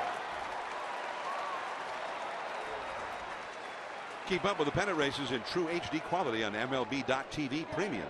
Watch every out-of-market game live on more than 400 supported devices. Real-time highlights, live look-ins, pitch tracking widget, and more. Visit MLB.TV today. The Giants, with their 3 World Championships in the last 5 years, they are a long shot to make it into October this year. They're going to have to get very hot. That is grabbed by Jerko with a dive, and he throws out Tomlinson. Tomlinson, who had a triple and a single in his previous 2 at-bats. Nicely done by Jed Jerko as Byrd moves to second. Yeah, Jerko's made some nice diving plays tonight from 2 different positions. He started the game at shortstop. And here, where we are so familiar with watching him play, his second base position goes to his left, makes a nice spear and takes a hit away from Kelby Tomlinson. Nice play. So here comes Adrianza with Bumgarner out in the on-deck circle. Adrianza 1 for 3, had an RBI single back in the 4th. Just a bit low from Garces. 8 runs, 10 hits for the Giants. No runs, no hits for the Padres. The Giants with 4 runs in the 4th, 3 runs in the 5th, and 1 run so far here in the 7th. And they've hit home runs. Pagan went deep in the 5th, and now Belt goes yard here in the 7th. Bumgarner wearing his Gigantes jersey. It's Fiesta Gigantes night here at the ballpark.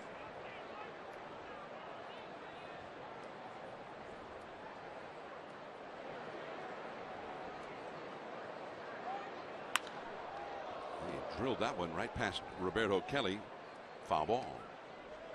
2-1.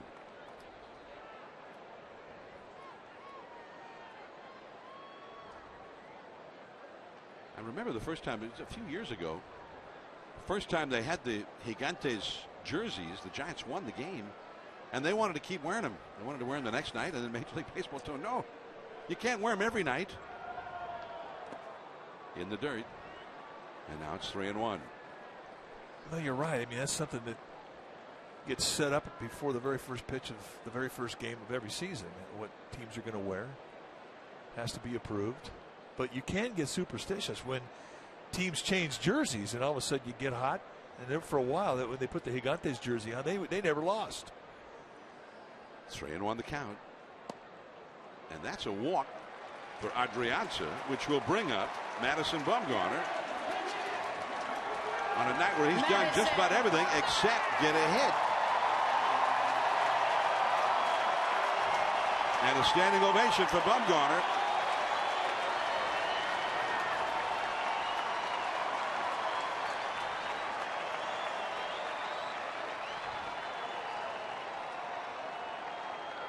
Bumgarner has flied out deep to right, grounded out to second, and struck out with the bat on this night. 0 for 3. And he swung at it, strike 1. James Hoy was asked to rule on that. Yeah, he's definitely in the swing mode.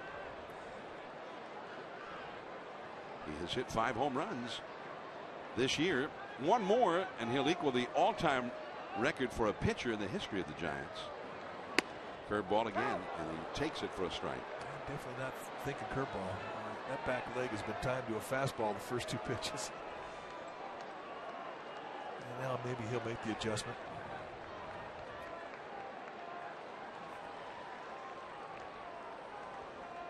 Oh, and 2 the count. 2 on, 2 out.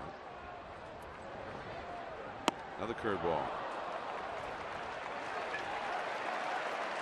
But that is an event on the side. Bumgarner will go back to the main event. with Upton, the cleanup hitter, coming up in the 8th. 8-0 Giants.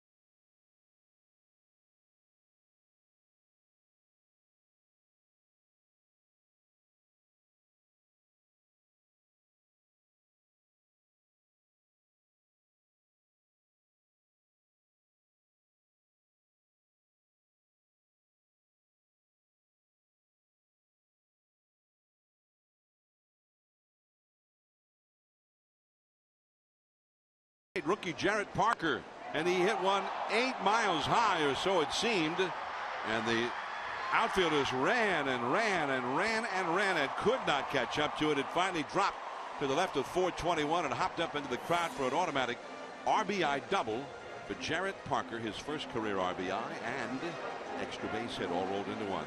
The ultimate driving machine, BMW, at Bay Area BMW.com. Madison Bumgarner. He has been perfect. He's faced 21 hitters, retired them all. Nobody has reached base. No runs, no hits, no walks, no anything. And it's such a time. Everybody on the field is part of the event. Here is the dangerous Justin Upton. And it's ball one. Upton has been called out on strikes, and he flied out deep to right center his last time. He's 0 for 2. I think he has had him timed better than anybody in this Padre lineup. I think he's had the most balance in his swings tonight against Bumgarner. In there for a strike. So took the fastball.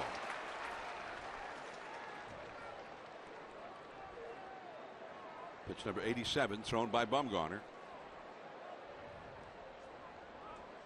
Jed Jerko on deck, and then the pitcher's spot due up third.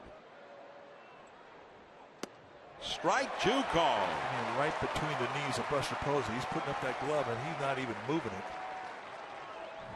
2 times he's taken the fastball, and I just have to believe that he wasn't looking for anything but a breaking ball. But now it changes with 2 strikes.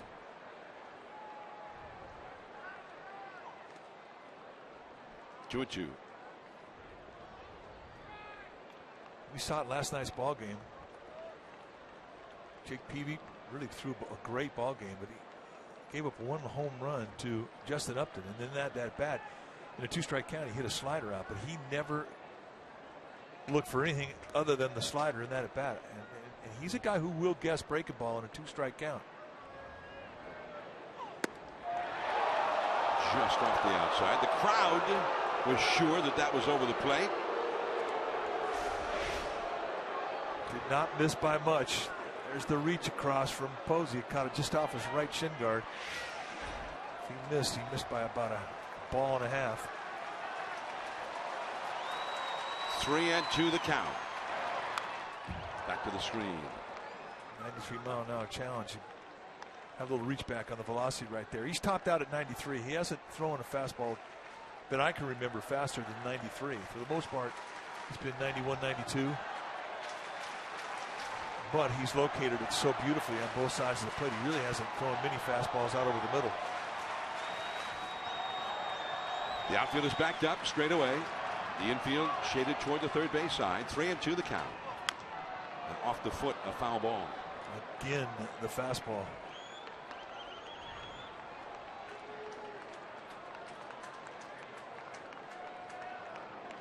Justin Upton takes a little bit of a stroll, fiddling with his batting gloves, making Bumgarner wait. Bumgarner looking at the ground. Upton just now getting back in the box. It's the 5th 3-ball count that Bumgarner has had tonight. Just got a piece of it. And that was the slider right at the base of the strike zone, and Upton did well to catch a piece.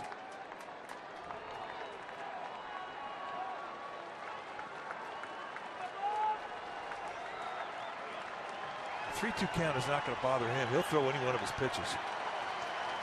Fastball, curveball, slider. We haven't seen the changeup tonight, so it's going to be one of those three, but he'll have no hesitation throwing any of them. From the hole, this is a long throw. It is in time. Adrianza comes through with a big play, and a very tough play it was with a runner who runs well. And he got it. Now the one thing working for Adrianza is the big backswing from Upton. It took him a while to get unwound and get going. But this is the play that defines a big league shortstop, and you really have to rely on good footing. Plants that back foot, throws a strike, and he gets his man, and that's a big, big play. Jed Jerko high in the air, shallow right. Bird as the wind carries it. And an anxious moment or two for Bird. He had come running in, and all of a sudden the ball was going somewhere else. That fly ball had some personality. Jerko up there looking for a fastball, and a first pitch gets it. Now watch the overrun. Now he's got to back up and stay with it. But right there is like, uh-oh. Suddenly it's like, oh my Lord, where's it going? Because everybody in the field can feel it, because Bumgarner has been perfect. And here is the pinch hitter, Melvin Upton Jr., and it's 0-1. Justin Upton's younger brother, or actually the older brother, Melvin Upton. He is 0 for 10 in his career against Bumgarner with 6 strikeouts. High and tight. .236 average for Melvin Upton. He's been doing well as a pinch hitter, especially lately. 7 for 22. His hot spot's middle in, just above the knees. High and tight, 2-1. If you're going to go in, you got to get it at the hands or higher.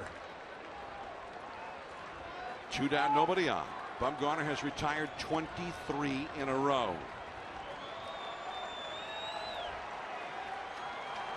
2 down, bases empty. The outfield is straight away. The infield shading him toward third just a bit. Up the middle. Base hit. And that breaks it up. Melvin Upton, the first Padre to reach base. He breaks up the perfect game, breaks up the no-hitter. And the fans, with the ovation for Bumgarner and appreciation of the night that he has had, flirting with not just a no-hitter but a perfect game, and broken up with 2 down here in the 8th.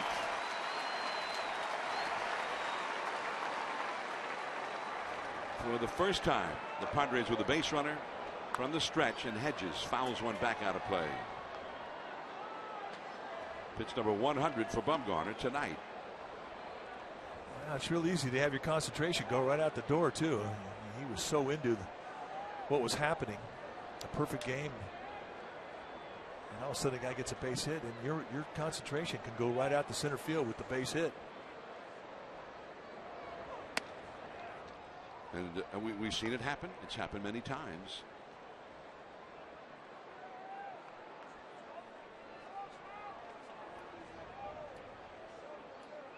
Ball wasn't hit particularly well by Upton, but he certainly hit it to the right spot where nobody was.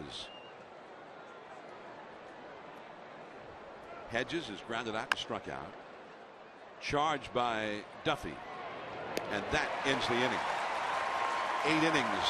Only one base runner, one hit allowed by Bumgarner, and another standing ovation from the appreciative fans here at AT&T Park.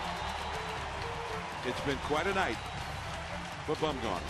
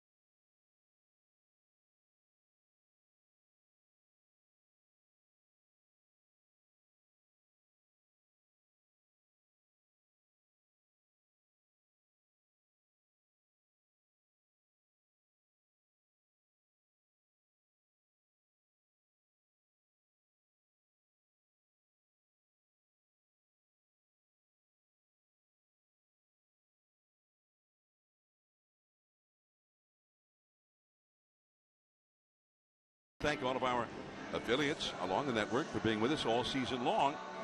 KAIL in Fresno, KAME in Reno, KFBI, Medford, Oregon, and aloha to KITV in Hawaii, KMAX, Sacramento, State Capital, KOTR in Monterey, KRVU up in Redding. Hi, Mom. Miss you. I'm going to call soon, I promise. KZVU in Chico, and KECA in Eureka.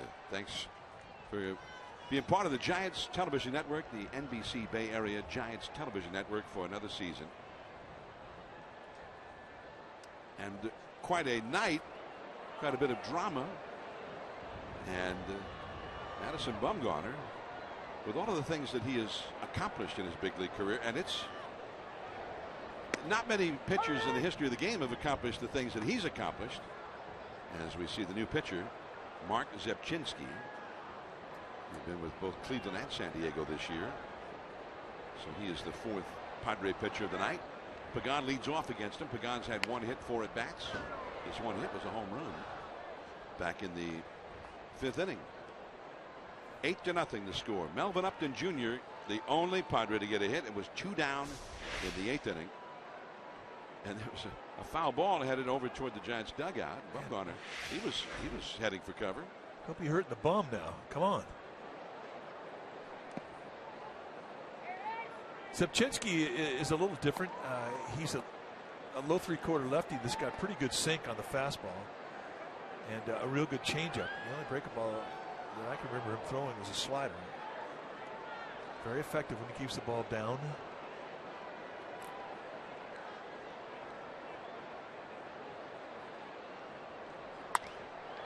Up the middle, base hit.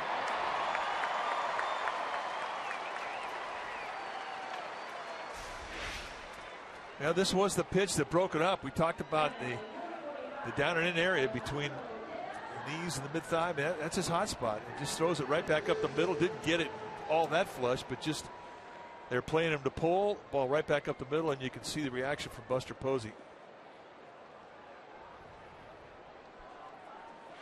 Obviously disappointed, and that's a pitch you'll think about, but don't think too long. He's been spectacular. De Asa There's the tag for one, and that's a double play. So Bumgarner ran right into that tag. Jerko, and then over to first. So 2 down, nobody on.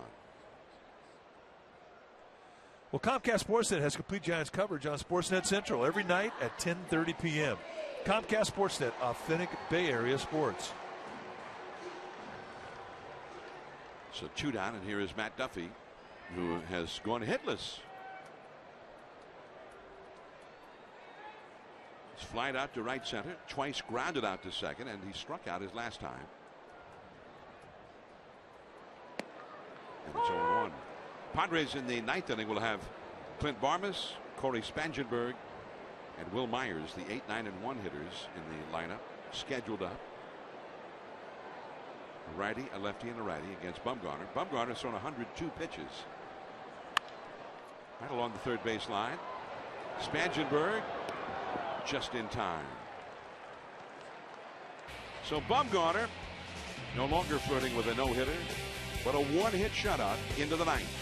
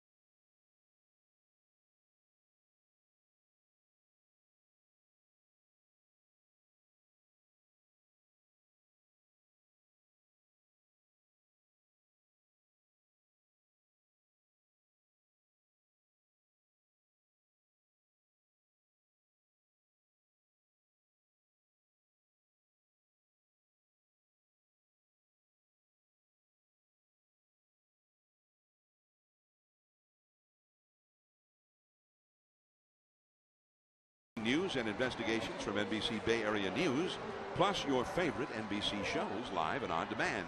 Simply download the NBC Bay Area app, select Watch Live TV Now from the menu, sign in once, and you're good to go. Watch Live TV Now with the NBC Bay Area app. Madison Bumgarner for the 9th inning. And it is Alex Dickerson pinch hitting for Clint Barmas. Ball 1.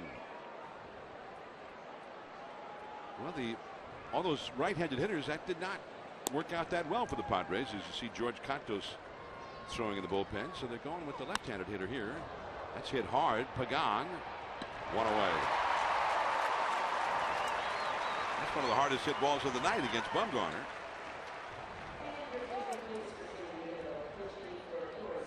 That ball was middle in too.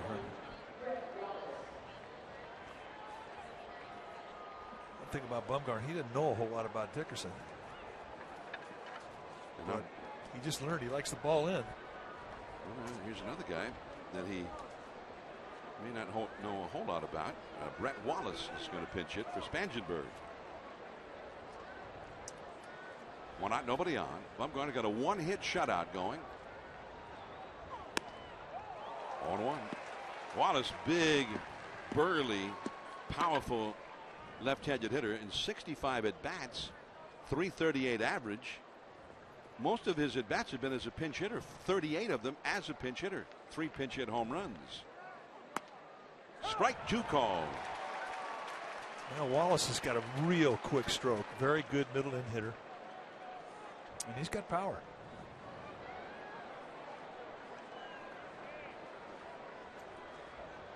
8-0 Giants, 9th inning. And he was a little bit low with that one, 1-2. In Arizona, they're in the top of the 9th inning on the out-of-town scoreboard. Dodgers 8, Arizona 5 there.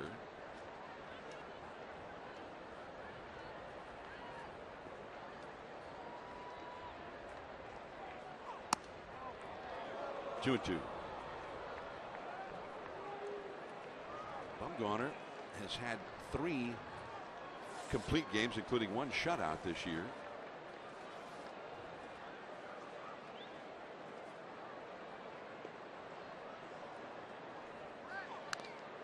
Just got a piece of it. 2 and 2.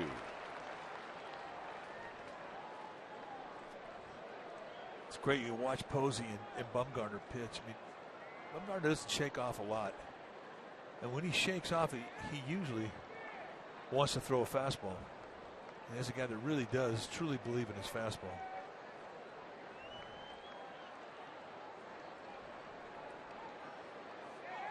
He struck him out. Strikeout number 9 for Madison Bumgarner. 2 down in the 9th. Bumgarner, who had a perfect game for 7 2/3 innings, and we should pass along this information. That is the deepest into a game he's gone with a perfect game. Justin Morneau led off the 8th inning last year for the Rockies with a double in the 8th inning. So he had 7 perfect innings. There's a pop fly. Bird in a hurry. And the ball game is over. He did not get the perfect game, but he got a 1-hit shutout, and it was a masterpiece. Madison Bumgarner, 111 pitches thrown, and his 18th win of the year. Only Jake Arrieta of the Cubs has won more. And Bumgarner, who had the perfect game going with 2 down in the 8th inning until Melvin Upton Jr. as a pinch hitter, single to center. No controversy there. It was a clean single to center.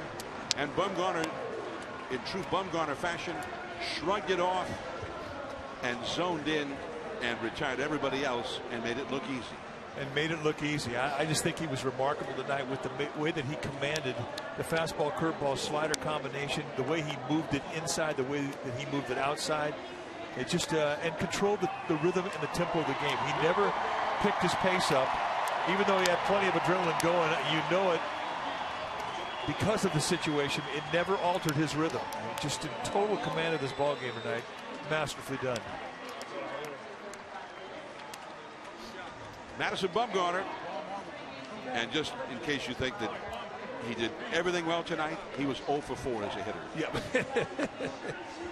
Well, he's going to walk out of here, and he's going to be disappointed with the 1-hit shutout.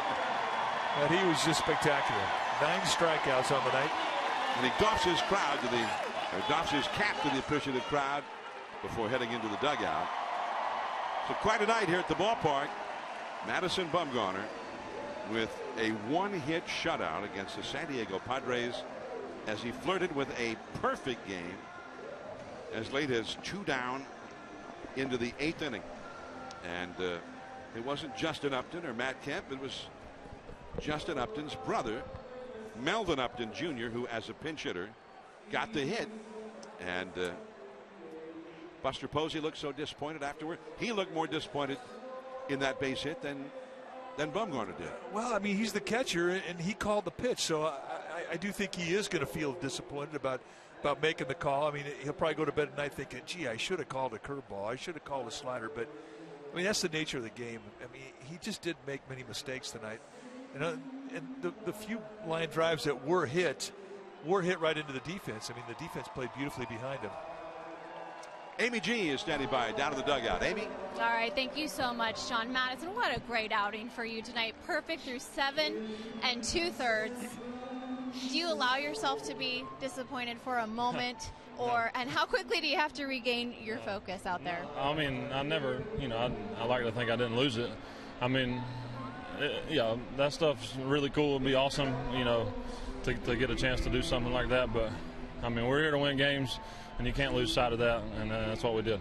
In the bigger picture, and the most important thing is you guys do get a win in a time where there's a certain sense of urgency going on right now. How pleased are you with the way the guys have played the last 2 nights? I mean, it's been really good. That's what we got to do. I mean, we know it's a long shot, but we're not giving up. We're here. You know, everybody we play from here on out is going to know we were there. You know, that's our main goal. That's all we're working to do. So whatever happens. We're going to come out and give it all we got. Tell fans tonight what was working for you. You and Buster seem to have a really good rhythm, and you just seemed in control the whole game. Probably a little bit of luck, and command was good. You know, we're making pitches.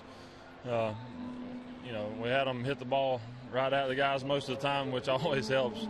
But you know, that's really it. I mean, you know, we gotta. You know, we always like to say you're never as good as you think you are, and you're never as bad as you think you are. So we try to stay even keel.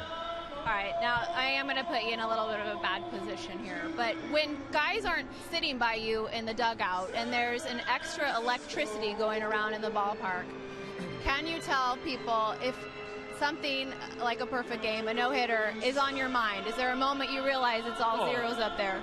I mean, you know, you know it from the first inning on. You know, it's no secret that you know nobody's got on base and you haven't had to pitch from the stretch. So, you know, you obviously know. I knew the whole time. You know, I'm working to get it. You know, it'd be really cool and really special. But at the same time, that's, you know, not by a long shot my main concern. So, you know, I try to give myself a shot to do it. But you know, again, that's the last thing that I'm gonna care about. I mean, you know, I don't want it to sound bad, but we're here to win games, and that's it. I know you're a team guy. Congratulations on the win. Let's get it up to John and Mike. Thank you, Amy, and thanks to Madison Bumgarner for coming on. And you know Madison Bumgarner. You've known him well ever since he first got here, and you could see it on the field. Posey looked disappointed when the perfect game ended, but Bumgarner just kind of shrugged it off and immediately focused on the next guy, and that's the way he is. I mean, he has that great ability to have that focus no matter what's going on, and it seems like he's going to get one of those one day. That's the second time now in the last 2 years that he's flirted into the 8th inning with a perfect game, because he has that great ability to focus in, and he seemed to just shrug off the pressure as well, much less any would-be disappointment. He shrugged off the possible disappointment before it ever. He's just not allowed to be disappointment. He won't allow himself to be disappointed. Well, and I think it says a lot about the man. I mean, he's a humble guy. I mean, of all the things that he has accomplished in his young career, he doesn't talk about it. I mean, he just feels like his job, they pay me to go out and pitch, and I'm just going to pitch. Well, that's him. I thought as impressive as anything he did tonight was how he got back into his concentration after the base hit went up the middle off the bat of Upton. Look, we go back to last year in October, and he did some amazing things. But the one thing that he consistently did was stay in the moment. And I think when you get into a game like this where you know you're pitching a perfect game, he talked about it, but he did not let that change his rhythm. And it was a rhythm that he set early in the game. And look, he had 2 long innings to wait out. The bottom of the 4th, the bottom of the 5th. Those were long innings. Those can kill rhythm for a starting pitcher. He went right back out. He got right back into his rhythm.